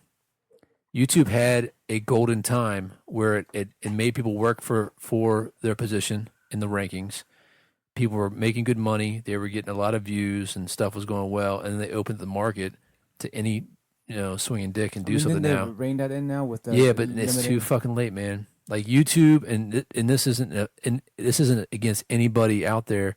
Like, YouTube is fucking, it's just like a lost country. You know what I mean? Like, it's not as powerful as a marketplace anymore. People going to podcasting is taking everything by storm. People going to Twitter. People going to Snapchat. Like, YouTube is not now. Fucking Twitter Instagram has a story mode now. Yeah. You can basically do Instagram videos like instead of YouTube. And as soon as that shit gets fleshed out, I listen to all my podcasts on YouTube. Yeah, I mean, some people do. There's a lot of people, but the fact that you listen to your podcast on YouTube is like you're not even using that platform what it's for. You know I what mean, I use it You for know? everything. That's the thing, including because I'm doing so much other stuff on it already. You I know might what, as well Joe? listen to Sometimes podcasts some on it people too. are still using MySpace. Are they? It's like Beirut over there. So I do want you guys. I do want you to save this real quick. I want to read you something. Okay. I got to share something with somebody. We do have some Star Wars stuff, and it's not much, but it's significant. Oh shit. Go ahead. I have a question. I forgot. I didn't put it on there. because I Okay, just saw yeah. it. So, It's too Adam, late, Joe. you missed it. I've been watching a lot of horror movies because that's all I have time for at dinner time. Horror movies. Horror, yeah. I get in kicks. Like I was into fucking cult movies. Now Yeah, I'm yeah, into yeah. horror. I'm down. Me and Krista. Blood and gore. All that And stuff. that was part of the race thing we were talking about earlier. But here's my question: what does it I take? feel like this is a trick bag. How far does things have to go before you say, "I'm leaving this house"? Let's say Like spooky stuff? Yeah, that's spooky stuff. Oh, I've experienced that. My And dad's you have- house. and you didn't leave, right? No, my dad's house was haunted. I left the fucking house. I moved Oh, out. you left. Okay, good. Yeah. Okay. I'd say So this, how far though? Like, was it lights flickering? Was it that one time the shit fell down? Is that, what? no, that's his new house. He's lived in 200 houses downtown. That's a fact. Maybe he's haunted. Maybe he is. But this house was confirmed to be haunted before he moved in there. Well, good on him then. Yeah. So, all right. Just packed it up in the suitcase with him when he left. So basically, after my mom started getting child support money for me, and talked me out of not going to college right away, so that voided the contract for her having to help out with college. Oh my god. Yeah, Wow. it's fucking great. She basically told me how to get out. Right. Uh-huh. So I moved into an apartment. My dad rented. We split the rent. So he'd pay half of it, and I paid half of it, and he just used it when he came up here because I'm the oldest of four to on every Wednesday night and every other weekend to stay there with my brothers and sisters. It worked out actually perfectly. You know what I mean? Because the house was mine most of the time, and then every Wednesday, every other weekend, my brother and sisters were there. It was great. So later, I found out he actually bought the place. He weren't renting it, but he didn't want to tell me because for whatever reasons. Right. And right? you just pay. Oh, he's just getting rent from you guys. Yeah, basically. yeah. So he really liked Frederick after coming up here, and so he bought this old ass house in Frederick. And he was like, "Listen, why don't you move into this house with me? And I'll rent out this condo, right?" And I'm like, "All right, man." So I move in this house, and now he's doing a lot of work. He's upgrading. My dad's nuts about home decorating. Who would have guessed? While listening to show He tunes. has little rugs on his tables that the books sit on. That's a fact. That's true. Oh shit! I thought you were just making a joke. That's a fact. Yeah. So, I get in this house, right? And it's just me in this big ass old ass house. And there's stuff that's hearing people talk. And I'll be like, shit, they shouldn't be here. And I go upstairs, there wouldn't be anybody there. Or, I hear people walking around. And that was weird. But one day was crazy. So it was the fall. I was living on 3rd Street, and right down the street from the bar, right? So I used to go to the bar every fucking night when I got off of work. I worked 2 to 10 and went to the bar at 10. It was one night, it was nice and cool and everything, and I opened up all the windows, right? But that old ass windows. And my dad's he's in DC. And it started raining. I was like, oh fuck, the windows are open, right? And he'd taking out some screens or some shit to fix it. So I'm racing home to thinking I'm gonna be fucking oh damn it. It's 2.5 blocks. I'm sprinting home. I get home, all the windows are closed. It's that's fucking weird. I could have swore I shut these windows. But whatever, no big deal, right? Maybe they're old and they just fell by themselves. The humidity changed, whatever, right? And so then I started hearing people talk, and it was crazy. Do you remember Ryan, right? Yep. So Ryan came over. So I started dude, I think this place is haunted. And my buddy Ryan came over, and he hates ghost shit. He thinks it's stupid. He's not a believer. He doesn't believe in God. He doesn't believe in ghost shit. He doesn't believe in anything. And we were down in the basement of this house. I don't remember what we were doing. Something down there, probably building something, or I don't remember. Maybe working on some hobby stuff. But there's a fucking tombstone down there. Yeah. What? Yeah. There's always been there. Yeah. You bought the house with a tombstone in there. Yeah. So it was this makeshift closet that somebody added, and you open it up, and there's a piece of marble down there, and you didn't know what it was, and we dusted off this fucking tombstone. Right? Oh, okay. Oh. So we're down there one day working on something, and he's like, dude, somebody's upstairs. I'm like, nah, man, Nobody's upstairs. And like you hear people walking around. He's like, dude, no, there's somebody upstairs. And like, you hear people talking. Like you can hear like the dust is coming between the boards and and the ceilings. He's like, dude, somebody's in your house right now. And he gets all flipped out and runs up there, and there's nobody there and whatnot. And I think this is right. I think it's right after he got back from Iraq. So, and nobody there. It's fine. I'm like, dude, I'm telling you, man. And he was kind of freaked out by it. So the last thing, there's a couple other little little things. You're already committed. I mean, you're already committed to the fact that you can hear this stuff, but you haven't left yet. Yeah. So the last thing is to explain the house is an old row house. So when you walked in the front door, the stairs went immediately in front of the door. So you had like a parlor and a dining room, and the kitchen was in the back. On the second floor, you walked in there, and there was like another like half stairs into a room above the main room, and there was a hall that ran parallel to the stairs that went all the way back, and that's like where my room was on the second floor. And there's like a second and a half floor with a bedroom. It's kind of weird, and there's a staircase connected, and there's like a third floor. It's not really a fourth. It's kind of strange how the house. It's attic-y kind of thing. No, it's like there's 3 floors of the house, but on the front of the house there's like a half floor with a room. Huh. It's really crazy because there's been additions on the house. Oh, okay. So these old wooden floors, they have a certain song to walking on them. You know what I mean? They have a certain creak. So you can kind of like, and you always know it has the same kind of creak, these old floors. So one day, and like I said before, I worked like, 2 to 10 most nights. So I'd go out and whatnot, but I could sleep in because I had to be at work until the afternoon. So one day I'm sleeping, and this is another thing that always happened. Anytime I got in the shower, the water turned cold. Like you turn on the hot water, it's hot, and you got into it. And it turned cold, yeah. And then I jump out, it turned hot. I jump back in, it turned cold. And we had people come up and try to fix the water. He's like, dude, it's fine. They'd have it running and the fucking steaming and shit. I literally get in. I literally never had a hot shower in that place. I was like taking cold showers for months, right? So this one day, I hear somebody walking up the steps, and like the sound of the steps, and so my bed is like perpendicular to the door. So if I lay on my right side, I open my eyes, my head is looking right out the door, right? Yeah. And in my bedroom, there's a bathroom connected to it, and there's also this kind of makeshift closet that used to be like an old ironing board closet, but they had taken it out and like put some little shelves, like little shelves in it. Yeah, like a shallow closet. Yeah, so like you put like toiletries and shit in there, but it's right next to the bathroom door, right? So I'm looking down the hallway. I got the little closet that's part of the hallway in my room to the left, and then in front of that is the bathroom, right? So it's like it's kind of hard to explain, but it doesn't matter. And I hear somebody walking up the steps, so it wakes me up because I hear noisy ass fucking old 100-year-old wooden floors. And I hear somebody, I'm looking, there's nobody there. It's fucking like, it's like 9 o'clock in the morning. It's bright as fuck, right? The house had great windows, great light, And I hear something walking down the hall, and I'm like, what the fuck? So I hear it walking in my room. Oh, no. Right? And then all of a sudden, that little closet door opens up, and it's like opened up at a 90-degree angle. The fucked up thing about that closet is it was off plumb. So if you opened it up and let it go, it closed by itself. It wouldn't latch by itself. But it would just, yeah. But it would shut by itself. Yeah. It couldn't stay open. Right? Unless you were holding it open. Yeah, unless you were holding it open.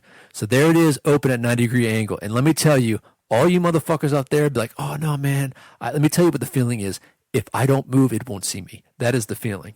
You sink into yourself because there's a fucking predator there, and you fucking play dead. That fight, flight, or freeze. Let me tell you, you're not fighting or flying away from fucking aliens and ghosts, all right, or demons, or any of the evil powers of the universe, right? You're gonna suck down in your little mortal coil and be like, oh my god, if it sees me, if I don't move, it won't see me. It won't see me. So I laid there with my eyes open, like sheets pulled up to my neck.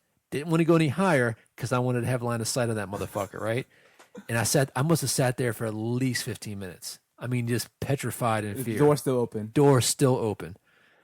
So I'm like, all right, listen, man. It's just the sun's coming in. It's heating up the air. It's swelling the joints of this door. Bargaining. Yeah, that's what you start doing. You start bargaining with yourself. So I very slowly sat up. Nothing was going on. I pull the covers off. Nothing's going on. I slowly move my feet off of the bed and slowly put them down. As soon as my first big toe touched the floor, that motherfucking door shut. Whack! And I was done. I moved out of there that weekend. I was done. Good on you. Yeah, man. So that's my ghost story. And would you have moved out before that with the noise, voices, and steps? I don't know. I stick around. You're Just me and the ghouls hanging out. Well, if you were him after the whole thing, would you have still been around? No, I don't know. I think stuff like that is kind of impossible to say unless you live through it. I mean, listen, man. Yeah, I wouldn't have believed it unless I saw it. But I've seen that's more, and you've seen some spooky shit in your life. Yeah, you know, just really once, but yeah. What was it? My buddy of mine works security at this building in Pigtown, South Baltimore, the white area. Oh, okay. I was Pigtown. And it's like this old abandoned, like most of the floors are abandoned. And he was like, dude, there's something going on here on the 7th, 8th, and 3rd floors. There's some weird shit going on. Bro. It was like in order of intensity. Oh, okay. So it's a tall building. These three Actually, floors. 8th floor was the top. Okay, but all the other floors are perfectly fine. Yes. Okay. So I went up there one night with a bunch of people, including my brother. And we went in, and my brother's a dickhead. We went to like the 8th floor first, and we walked around, and it's dark. You know, we got flashlights or whatever. And he was like, my brother was like, ghosts.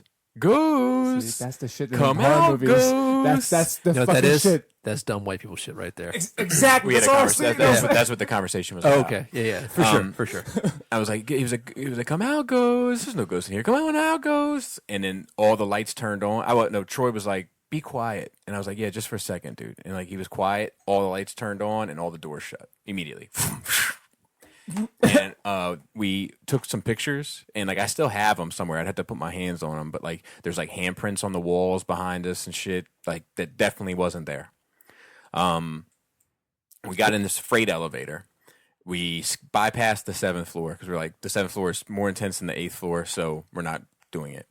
We got to the the third floor is the worst. no weakest. 7th was the worst. Oh, okay. So we got to the 3rd floor. Oh, you guys were still in on Yeah, 'cause adventuring. that was the weakest. Jesus Christ. The doors cracked open, like, and then I swear, I know this sounds crazy. I swear to God, everyone heard it. That was in the elevator, just like, and the doors like fucking slammed shut, and the fucking elevator went down to the lobby and opened up. We didn't press any of those buttons. Like we only pressed the 3rd floor. We were gonna get out and explore the 3rd floor. But it was so fucked up that particular night that my buddy Troy, the Black Andy Kaufman, he was like, he asked if we could stay there with him until he got off because he didn't want to be there alone. Like, so we all Shit, I wouldn't either. hung out there. Well, Yeah. good on him for not leaving. Wasn't the camera case put back together? Oh yeah. So Yeah. that was another thing. So I when we went up, we were all excited. So I had my camera, and I grabbed my camera out of the case and like spilled shit from the camera case all over the floor or whatever. And when we came back down to the lobby, it was all put back together inside the camera It's case. like, get the fuck out. Get out. Yeah, if I was, I don't give a work. I would have gotten fired. I quit. I'm leaving. Yeah, but I still stayed. We still stayed. When I was in college, I used to work security for this company in Germantown. There's different spots in Germantown, Gaithersburg, and Rockville. And there's this one building, and every new security guard. So most of the buildings we all worked at. You know, there's always like the security guys there. And Yeah. we would rotate around. Like you might work in Rockville one day, you might work in Germantown one day, you might work in Gaithersburg one day. But there was one building and one warehouse that nobody worked at all. We just did spot checks there because it was a small facility. Okay. So this one building was actually pretty decent size, and somebody should have been there, but for whatever reason, it was like a lease or something. That like the company didn't own that, so it was just kind of weird. But you walk into the main building, there's this giant atrium with like this like winding staircase to the 2nd floor. It probably had like it was probably shaped like an H, you know, with different hallways, and it also had an elevator to the 2nd floor, so it was 2 floors. And that motherfucker was haunted. And nobody there, any new guy that got hired, we had a pretty good turnover rate. We never told them about that place. So you don't put an idea in We their don't head. put an idea in the head. And that was one of the things that they were very strict about. Like once you came back, right, your first time, and you're like, listen, you don't say anything to anybody about this. All right. This is like the initiation. Yeah. And initiated. So I used to love going there, and like I would turn, because you had to turn all the lights off, make sure all the lights off, and I would fucking temper my courage by walking through that motherfucker. I used to hum the Superman theme song for fucking courage, right? So we had a couple guys had a couple different things happen. One guy, like the doorknob kept on shaking. Okay, we'll hurry up. Doorknob kept on shaking, and the lights flickered and shit like that, and all the phones rang. But this is the one of the last times I was there, I was going through there, and I was just fucking being ballsy and turning off all the lights, and I heard the sound come through the wall, and I can't explain it, with the exception of like if you close your eyes and walk into a room, you can hear your voice and everything bounce off of stuff, and you kind of know the shape of the room roughly, like not like some Daredevil shit, but like how big the room is, how tall the ceiling is. If I walk you into a closet and you're in the closet and you talk, you like, oh yeah, I'm in a closet. You know what I mean? Yeah. So I was walking in this hallway, and this noise emanated like right at my ear. There's like I was in like this tight hallway. It wasn't like anything. It was just like this. That's what it sounded like.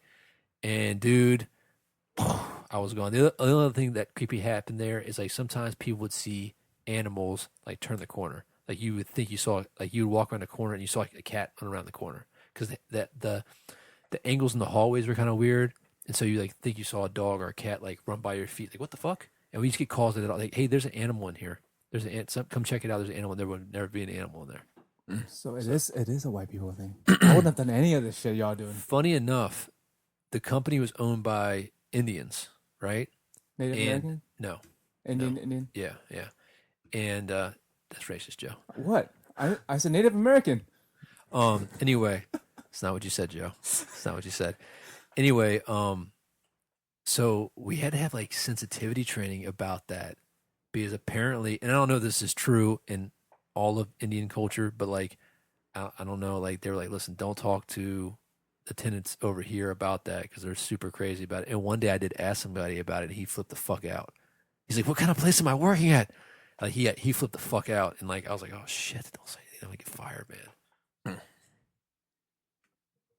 All right. With that, we have all the news to go through. Oh shit.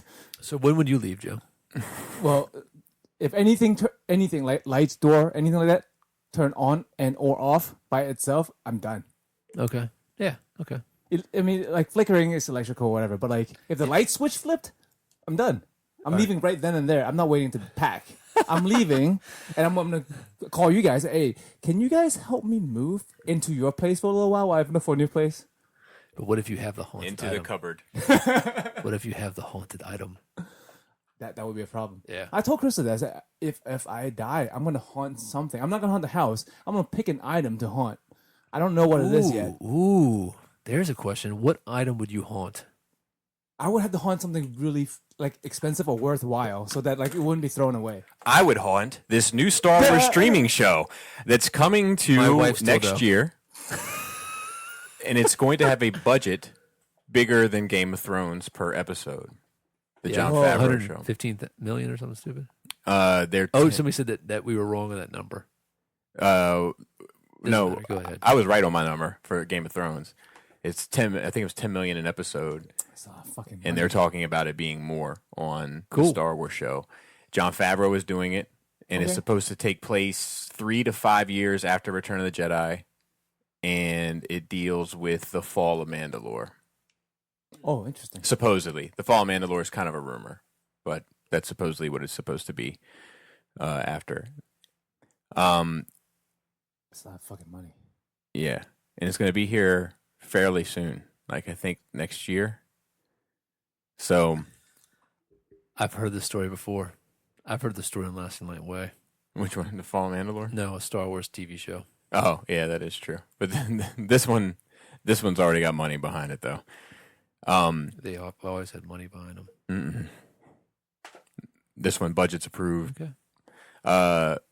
Speaking of things that will be here in a flash, Sonic the Hedgehog movie set images. Have you seen these? They look great. You're fucking me, right? No, I think it looks fucking outstanding. The Sonic the Hedgehog. Let me see what you're seeing. All right. Before I get a judgment, let me seek to understand. Well, This is the live action. Yeah, that looks horrible. Nah, I'm up for that. That I mean, looks like a fucking bad stuffed animal. it looks like Ted, right? yeah. I don't And Ted know. was fine. I don't know. Man. How else would you do it? I wouldn't do it. That's the thing. I would never do a live Sonic action. Dude, doesn't I'm on translate. board. I'm on board. Fucking Jim Carrey as Robotnik. No. Oh fuck yes, I'm gonna be. This I'm is going. a Sonic household, though. No, You guys all like. Sonic. Yeah, I mean, I'm not a huge Sonic fan. I will take my kids to see it because they're Boom, dude, Sonic that song boom. is Dude, I was fucking- singing that song the other day. that song is still fucking good. Yeah, it is. But I'm gonna take my kids to see it for sure. That's your excuse. You've gone to see by yourself. It sounds like. Maybe. When I held Aloft My Mighty trailer, the trailer for that He-Man documentary that we talked about Yes, last week, yeah. looks fucking awesome. Yeah. Dolph is going to be interviewed. Nice. The creators are going to be interviewed. I like that guy. Frank Langella, whatever the guy who plays Skeletor, he's interviewed. Like, they have everybody, That's it awesome. seems. I got to do this. I got to do Sonic this. Boom. There's a way to plug it in here. This shit is jamming. It is, man. And he's You running need to- down. You need to sample this. He's running down green hills and shit.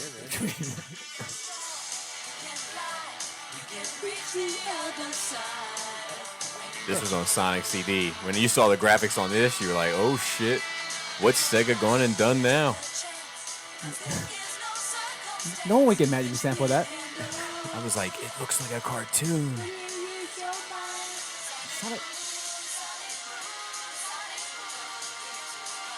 Shooting like a dolphin. Dude, just running up mountains. So it's good at. That shit is rocking. Dude, remember we watched this thing like 1,000 times in a row. Just the intro. We didn't even play the game. Speaking of things that are no longer though, Pine and Hemsworth leave Star Trek. Yeah, man. Yeah. What about that? I It's don't like over that money. shit. Yeah. It's over money, and it from like not enough Actually, you know what it is? from this article, it doesn't seem like they were asking for more. It seems like they just wanted to keep it what they got before, Oh, they and wanna- they're trying to rein in the budget. Yeah, well, you know what the problem is? They spent all the money on new Beastie Boy tracks. That's the issue. never got the royalties back. Yeah, the license of the Beastie Boy tracks are just too much. That was dumb. So they Hemsworth could died. And he was only in 5 minutes of the first movie. time travel, dude. Time travel. Like the Beastie Boys song that played in the first movie was perfect. I Like, agree. You know, but like just playing it as a weapon is That's trash. dumb. That's dumb. Still our favorite film of that summer though. Yeah, probably. It was. Probably, yeah. Um, Because of Idris but it's a bummer that it's just or Idris. Fuck. because usually when you hear stories like this, it's them asking for more money. Yeah. Yeah. And it yeah. doesn't seem to be the case. It's just them Yeah. saying like, no, just keep paying me the same. They're like, no. They just wanted gluten-free craft services. That was it. And somebody spiked it with gluten. I know. Fucking, It's a they gluten got spike. fucking fucked up Hemsworth's stomach for days. Now, in the Marvel comics, they are starting to rework the X-Men. Yep. They're going to disassemble them, which would make me think that everything is getting ready to go fall into this sort of aligned sort of storytelling. Because there's like Infinity Wars going on right now in the comics. Oh, really? I think it's called Infinity Wars. Oh, it's But- going to be a new snap. I don't know.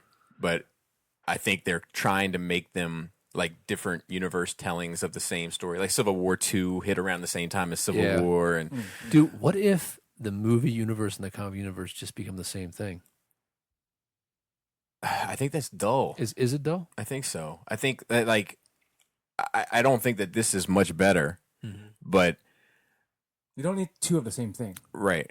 I think that if the comics stop innovating, the movies have less stories to tell. Yeah, you know. I mean, but what if I'm just saying, like, what if the movies are just story arcs in that universe, and then once the movies come out, the comic books just acknowledge that as canon? I think that it would be very difficult. Oh, it would definitely be at difficult. this point. I'm not saying that. It wouldn't be. But this disassembling and reassembling of the X-Men is not without a final disappointment or two.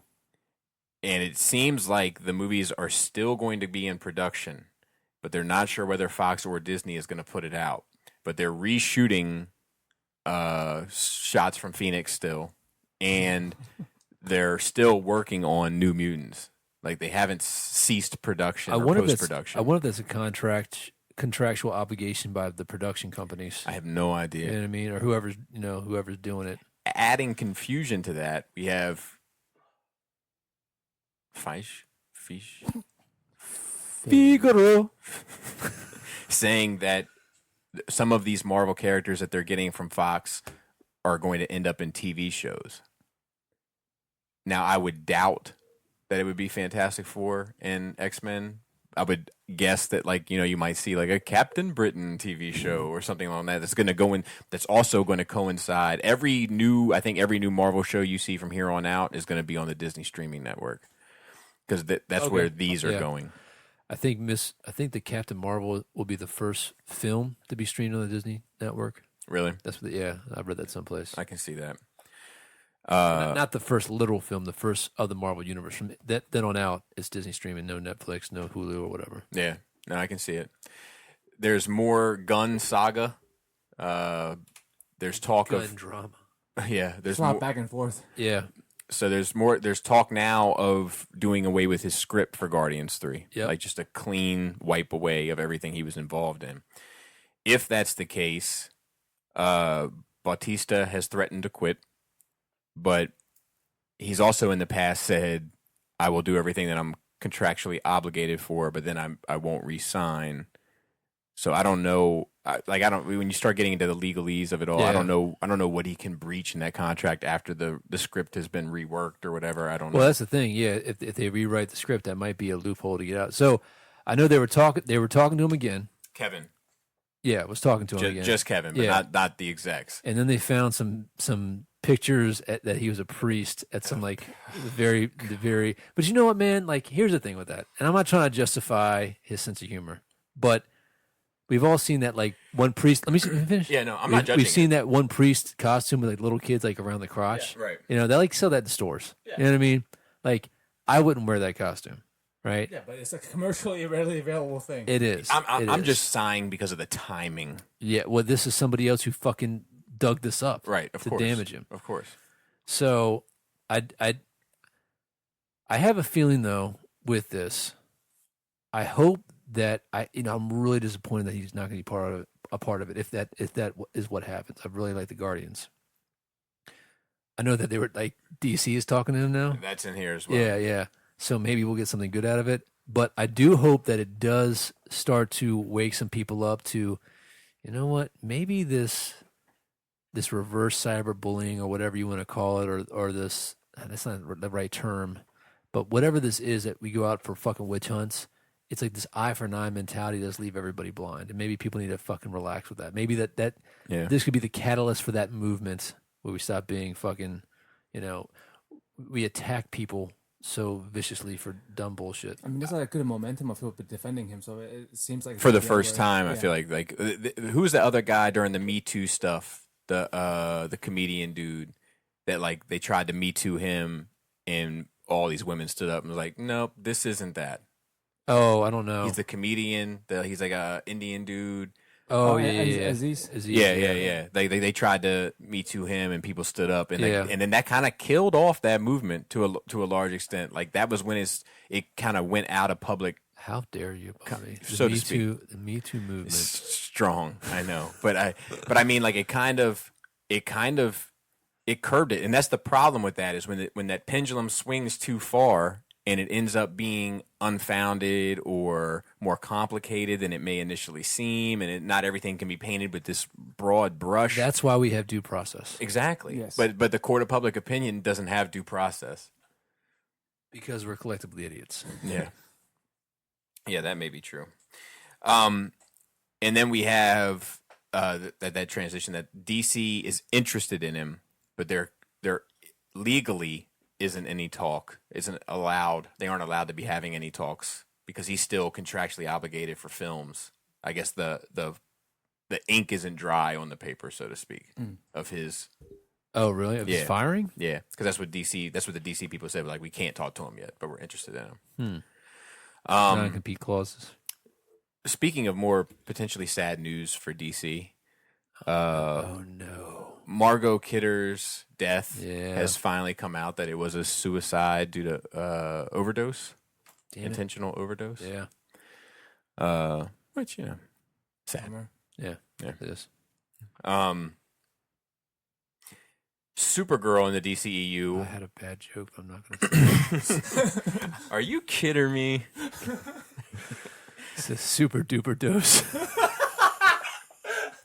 Shit. God damn it. That was Bobby's job to say shit like I that. know. Dude, I know. Those circles last week. I'm still like somebody. I think it was Kevin who wrote on the Patreon like 2 circles. I don't get it, Kevin. It was still a shot at Stan Lee that was in poor taste. Oh, God, we're horrible sometimes. Why do we do this? I don't know. We're bad for each other. That I can't quit you. that one got really bad. It was when you were bad. It's so bad that You know we're what's still funny? laughing You about know it. what's funny? Sometimes I wonder if I'm really the worst one, and I just let you wear that. I let you take the blunt of it. You know what I mean? Yeah. I let you wear that thorn crown. Like, Stan, can you circle yourself? I don't know though. You do. Never mind. I'm gonna leave it alone. Yeah, I think you said it about me before. Like it's more. I'm more of a blood in the water guy. Like it's just this moment I see the blood in the water. That's when I go in for the. Oh yeah. But I'm not necessarily the one to put the blood in the water. Oh yeah. Yeah. Yeah. And I don't shoot what I can't kill. Supergirl in the DCEU. Dude, pause it real quick. I gotta.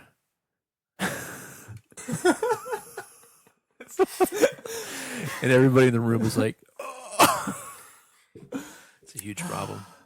Snitches get stitches, Joe. There is rumors that the ship was supposed to have Supergirl in it. Yeah, yeah. Well, that came out in a comic. That wasn't. And yeah. Snyder says there was plans for it, but he didn't confirm or deny anything. Yeah. In the comic that came out before the movie, that was like she woke up in that ship. There's a pod in the ship or somebody escaped or whatever. So. Ruby Rose was hired to play Batwoman. Yep. And then I think she's perfect. I think so too. Yeah, And she's then great. Immediately had to leave. And then immediately You know why? people are still ridiculous. Because she's not gay enough. Yeah, well, it's funny Well, because she's pretty gay. I know, but she's made comments about it. Like her tweets or her press release or whatever it was about it was like, although Rose didn't bother to address most of the backlash, she did fight back against the claims that she wasn't a lesbian in a tweet posted shortly before deactivating her account. She said, "Where on earth did Ruby is not a lesbian, therefore she can't be Batwoman come from? I came out at 12 years old and have for the past 5 years had to deal with she's too gay. How did y'all flip it like that? I didn't change." Yeah. It's so fucking aggravating, this Dude, shit. Yeah. And she's perfect. Yeah. She's perfect. Good looking girl. Yeah. And She looks good also, in John Wick. Yeah, she was good in fucking Orange is the New Black. and Black Mask is going to be the villain for the Birds of Prey movie. Cool. So, I mean, all of that is shaping up well to me. Yeah. Well, it's funny. DC might be on the upswing. Upswing. Yeah. Maybe we just got to get the but I got a good feeling about Aquaman. Yeah. You Yeah, know, me I'm too. on board Me for too. Aquaman. So maybe it's one of those Marvels going downwards and DC coming upward. Thing? Maybe. I think Marvel's still on the upward swing. Maybe.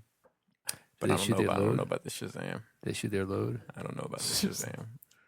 You're Dude, fucking down for the Sonic, but you're I- fucking shitting on Shazam. Exactly. Exactly. It's the inconsistency that drives me crazy. No, sometimes. it's Sometimes like- I just feel like he's trolling me. I feel like you're just trolling me. The Sonic seems true It to the looks- material. It looks ridiculous. It But looks it's like true to Sonic. material, right? Bobby, it's about the material. That's Yeah, all that fucking matters. I don't even mind the way Shazam looks. It's all the Well, wait till that Sonic. yeah. Let's wait Yeah, till let's wait till that Sonic trailer hits. yeah, and it may be trash, but I think he looks good. I mean, he looks like fucking Sonic to me. I wouldn't look at it and be like, "Why'd they get Mario in this fucking thing?" You know, I mean, it's fucking clearly Sonic. And that'll wrap it up. It's one of those things that just does not translate well, and I don't think it's poor. I think it looks like dog shit. I I don't think it looks know. like dog. I don't know what you would want it to look like. Like a 2D cartoon. That's what. If they're gonna make a Sonic movie, make it an anime. No, Or- but or in like a a- live or a action 3D format. In a live action Keep them a format. cartoon. Keep them Or a a So cartoon. you would have been out regardless. CG would have been fine, right? CG 3D It movie. is but CG. not- Oh, but CG not movie. but not in the live action world. So you would have been out regardless. I don't know, man. I think he looks dumb. Certain things I don't think he looks translate. dumb. Dude, I think he looks like fucking Sonic. If And it was listen, like you and I have a lot of Sonic history. if it was a We real have a lot of Sonic history. if it was a real hedgehog that they just had running fast, I'd be like trash. No, that's why I just don't think things. I don't think certain things translate well. I mean, like I think stuff like this, it's like it's supposed to translate like this. It's like Garfield live action movie. Like he's was supposed to trash. look like Garfield. Like if he was just an orange cat, it'd be trash. Like it's supposed to look like him. I think. Yeah. I don't know. Shout out to the rest of the team. We didn't shout them out last week. Marilyn Phil on Twitter, Raul on Instagram. I have no idea what our followers are up to now, but I'm sure it's absurd. 1 million. And shout out to Manny. He's been going through a tough spot. We're thinking about you, Manny, but he's back getting back in the swing of things. We have Dante on Facebook, who graced us with his presence today, which was nice. And we have Black Phillip, who has to come by here and pick up some Transformers. What we need to do is find out who's in Dante's class and pay them off to injure him a little bit Every Wednesday. every like Tuesday. So he has to come. Yeah, or just Sunday. So like some point whenever we record during the week, he's available. Yeah, no, I'm out. That would have been better. No, No, it's not better. No, It's not better. I don't agree. I don't agree. Shout out to the Cool Table Network, Shattercast Uncut, a Transformers podcast, Realm of Collectors, where they talk, or Into the Realm, where they talk about all sorts of realms of collecting. Beer and Bolters 40K, a 40K podcast.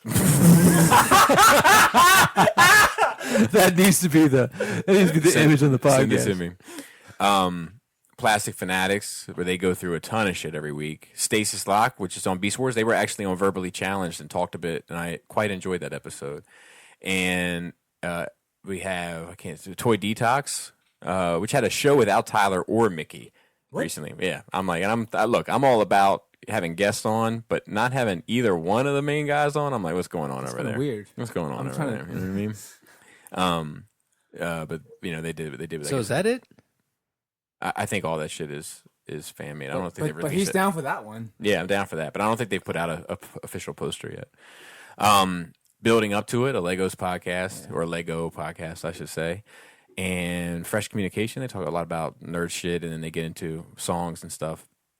They had one episode recently that I enjoyed, Mr. Bugle, whatever that one was. That was their guest on there. I couldn't disagree with him more, but I found him enjoyable to listen to. Oh, interesting. And Breaking the Mold, of course. But they're talking about New Jersey Collectors Con, which is taking place this weekend.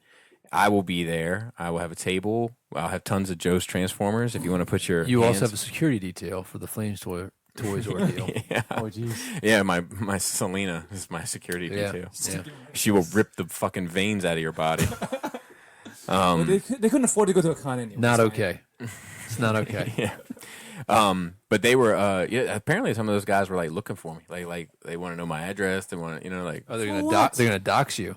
I don't know what that means. Doxing is like putting somebody's information out on public. Oh, I don't know. But I mean, I Dude, bring it. no, don't bring it. Bring it. I mean, I don't care. I mean, look, if you like, I'd much rather any of these people, I'd much rather sit down and do a Skull Affair episode and debate with them. There you go. You know what I mean? I'd rather do that, and I'm up for that. If they can come through, have a debate, sit across from me, tell me why you hate me so much, and and why that makes sense, and I'm going to debate you. Yeah. And I'd much rather have that than any sort of It's great. It's one of my Issue. favorite hobbies. yeah. But don't come here. Don't come here looking for an issue because you might find what you're looking for. But I'm always offering peace. That's my new way. I'm offering peace. So if you want to come and have For the people. for my wife. But if you want to come and have a conversation, I'm down to have that conversation. Now I gotta read some of this TLC. But I only get hit up. TLC. Was it? Anytime people hit me up for a conversation, you know how they hit me up? Hey, man, I really disagree with that. I've said some stuff about it on the boards. I have a YouTube channel. Would you like to speak on my YouTube channel about it? I'm like, no. You're welcome to come here. Dude, they're gonna fucking leech you. Leech me? Yeah, they leech off of you. Oh, yeah. It's like you can come here and have a conversation. I'm willing to have the conversation with anybody. I didn't think it would spark a debate in the first place. Like somebody's gonna come fight you over some fucking Transformer videos. Yeah, well, I mean, That redunculous. yeah. I'm not fighting anybody over any toys, man. I can tell you that. I'm a lover. I'm not a fighter, Joe. I'm a lover. Other people will fight for you. It's fine. I mean, dude, I had people just this week. I don't want to put anybody's business out there, but we'll say this person A, we'll call him Shark. And person B, we'll call him Seal. Okay. Okay, so Shark and Seal. So Shark needs a place to stay at TFCon. And somebody suggested to Shark that Seal had a room. But Shark and Seal don't know one another. Okay. But Shark said, well, I know Seal has been in the Skullfest videos. If he's good enough for Bobby's house, then he's good enough to room with me. And hits Seal up, and now they're fucking rooming together at TFCon. You know, it's like... And then Shark ate Seal. Shark inherited the earth. You know, but that's... I'm Community. that's That's the energy that I want to bring. I always hated that line. Right. Women inherit the earth. I always hated that line. It's so course you did. stupid. So stupid. It's just a stupid thing. No, I mean, it's within alright. context. I liked Alright, it. It's fine. Fine. Dumb. I like Dumb it. Joe. It's poor writing. Yeah. It's poor writing. It had nothing to do with the sexuality aspect, the sexism. Just poor writing. Old writing. Yeah. Dumb. I like it. Still get a chuckle out of me. Yeah. That'd be one of the ones your dad goes. Oh, that one. That was great. But he liked that line too. I'm though. sure. But he, the best time he ever hit that shades move, we hit this exit ramp on 32, and he hit it too hard and too fast, and it was just all around from 32 to Broken Land, like the whole. I know exactly what that is. Just drifting. And, Just drifting. On what kind of car? It was in a Chrysler New Yorker. And Fucking Pitmobile. yeah, the Mobmobile. Mobmobile. And I looked up at him, and he just looked down at me and went, "Stay getting it All right. in the hammer lane." And with that said, a great tits. Flappy labius. Tight dick.